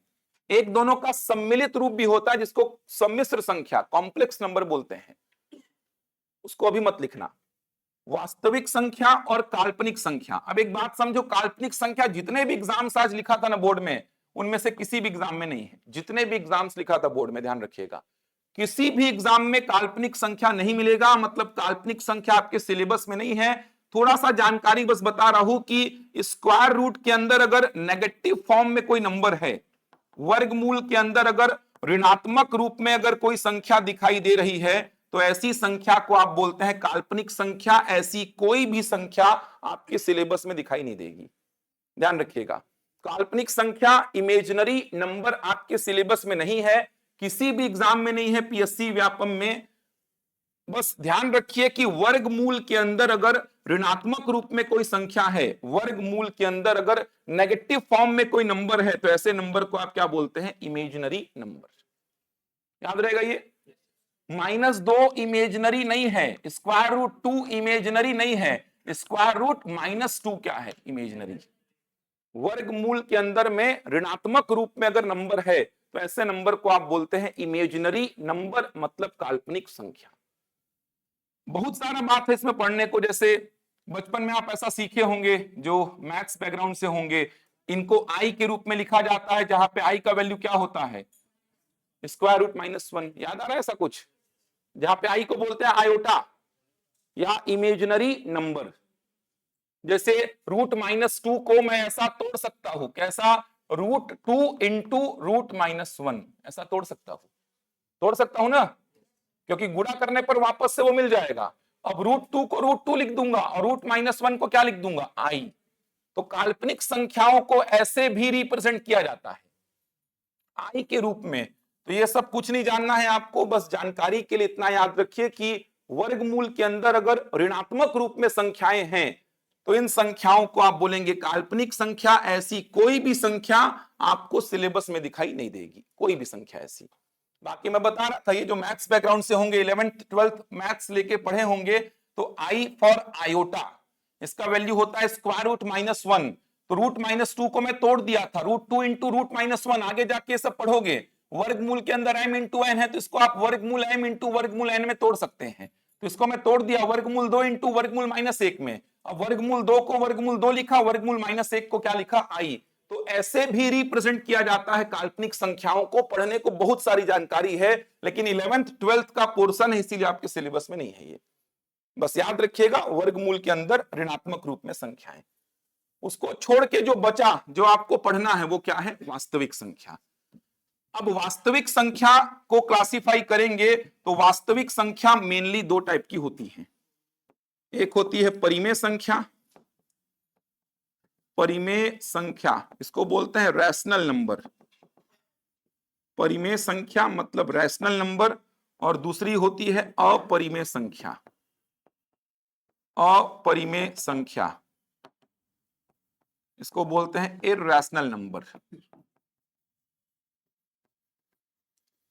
परिमेय संख्या और अपरिमेय संख्या। तो वास्तविक संख्या मेनली दो टाइप की, परिमेय और अपरिमेय। मेनली दो टाइप की वास्तविक संख्या, मेनली दो टाइप की, परिमेय और अपरिमेय। अब एक बात यहां पे समझना, ये तो आपके सिलेबस में है नहीं, इसको हटा दिया। आपके सिलेबस में केवल क्या है, वास्तविक। और वास्तविक कितने प्रकार की, दो प्रकार की।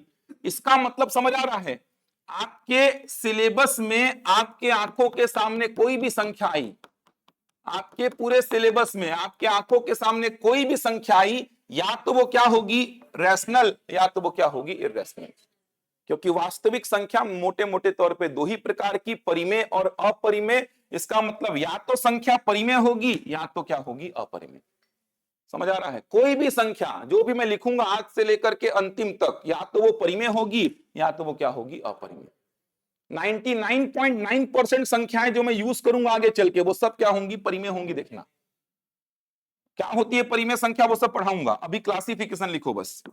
परिमेय संख्या को जब आप आगे क्लासिफाई करोगे तो परिमेय संख्या तीन प्रकार की, एक होगी प्राकृत संख्या, नेचुरल नंबर बोलते हैं इसको, नेचुरल नंबर। दूसरी होगी पूर्ण संख्या, पूर्ण संख्या इसको बोलते हैं होल नंबर। और तीसरी होगी पूर्णांक संख्या, या पूर्णांक भी बोल देते हैं इसको, इंटीजर्स, इंटीजर्स। तो परिमेय संख्या को आगे क्लासिफाई किया तो परिमेय संख्या तीन प्रकार की, प्राकृत, पूर्ण और पूर्णांक। Natural numbers, whole numbers, integers.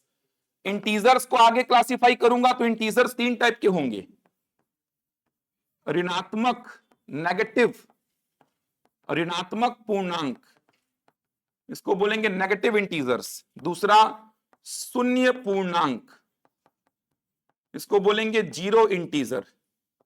और तीसरा धनात्मक पूर्णांक, धनात्मक पूर्णांक इसको क्या बोलेंगे, पॉजिटिव इंटीजर्स। तो पूर्णांक तीन टाइप के, नेगेटिव, जीरो एंड पॉजिटिव। पूर्णांक तीन टाइप के हैं, नेगेटिव, जीरो एंड पॉजिटिव। प्राकृत संख्या को आगे क्लासिफाई करोगे तो दो टाइप की प्राकृत संख्या, समप्राकृत संख्या इसको बोलते हैं even natural number, even natural number.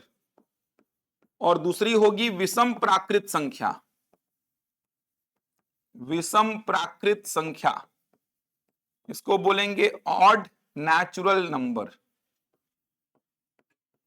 सम प्राकृत संख्या और विषम प्राकृत संख्या, even natural number and odd natural number. ये एक क्लासिफिकेशन बहुत सारी बुक्स में ऐसा लिखा रहता है, लेकिन इसमें कुछ और जोड़ूंगा मैं, अभी पूरा नहीं हुआ है ये, यहां तक नोट करिए। पहले सारे नंबर्स पे कल चर्चा करूंगा मैं, आज पूरा लिखवा रहा हूं ये क्लासिफिकेशन को, कल सारे नंबर्स पे डिस्कस करेंगे अपन। लिखे यहां तक, रिकॉल कर लीजिए एक बार, संख्या मेनली दो टाइप की, वास्तविक और काल्पनिक। काल्पनिक सिलेबस में नहीं है, जो बचा वो क्या है, वास्तविक। वास्तविक संख्या दो टाइप की, परिमेय और अपरिमेय। इसका मतलब अपने सिलेबस में जो संख्या मिलेगी अपन को, या तो वो परिमेय होगी या तो वो अपरिमेय। परिमेय संख्या का क्लासिफिकेशन देखिए तीन टाइप का, प्राकृत, पूर्ण और पूर्णांक। पूर्णांक तीन टाइप का, ऋणात्मक, शून्य और धनात्मक। प्राकृत दो टाइप का, सम प्राकृत और विषम प्राकृत। हो गया यहां तक। अब परिमेय संख्या के अंतर्गत एक और संख्या आती है, जगह है तो ठीक वरना अलग से लिख लो। परिमेय संख्या के अंतर्गत ही एक संख्या आती है जिसको बोलते हैं भिन्न संख्या। परिमेय संख्या के अंतर्गत ही आएगी भिन्न संख्या, इसको बोलते हैं फ्रैक्शनल नंबर। परिमेय संख्या के अंतर्गत ही आती है भिन्न संख्या। अब ये भिन्न संख्या जो है ना, ये दो प्रकार से क्लासिफाई होती है। ये भिन्न संख्या जो है ये दो प्रकार से क्लासिफाई होती है। पहले प्रकार में भिन्न संख्या चार प्रकार की होती है। उचित भिन्न, सुने हैं ये सब नाम? उचित भिन्न, इंग्लिश में बोलते हैं इसको प्रॉपर फ्रैक्शन। दूसरी होती है अनुचित भिन्न। अनुचित भिन्न, इसको बोलते हैं इम्प्रॉपर फ्रैक्शन। इम्प्रॉपर फ्रैक्शन, उचित भिन्न, अनुचित भिन्न। तीसरा होता है मिश्रित भिन्न। मिश्रित भिन्न, इसको बोलते हैं मिक्स्ड फ्रैक्शन। और चौथा है तुल्य भिन्न, इसको बोलते हैं इक्विवेलेंट फ्रैक्शन। तुल्य भिन्न। तो परिमेय संख्या के अंतर्गत ही भिन्न संख्या आती है इक्विवेलेंट फ्रैक्शन, तुल्य भिन्न। परिमेय संख्या के अंतर्गत ही आएगी भिन्न संख्या। इसमें पहला क्लासिफिकेशन चार प्रकार का, उचित, अनुचित, मिश्रित और तुल्य। एक और क्लासिफिकेशन होता है भिन्न संख्या का ही। इसमें भिन्न संख्या दो टाइप की होती है, दो टाइप की। एक होती है साधारण भिन्न, साधारण भिन्न, इसको बोलते हैं सिंपल फ्रैक्शन।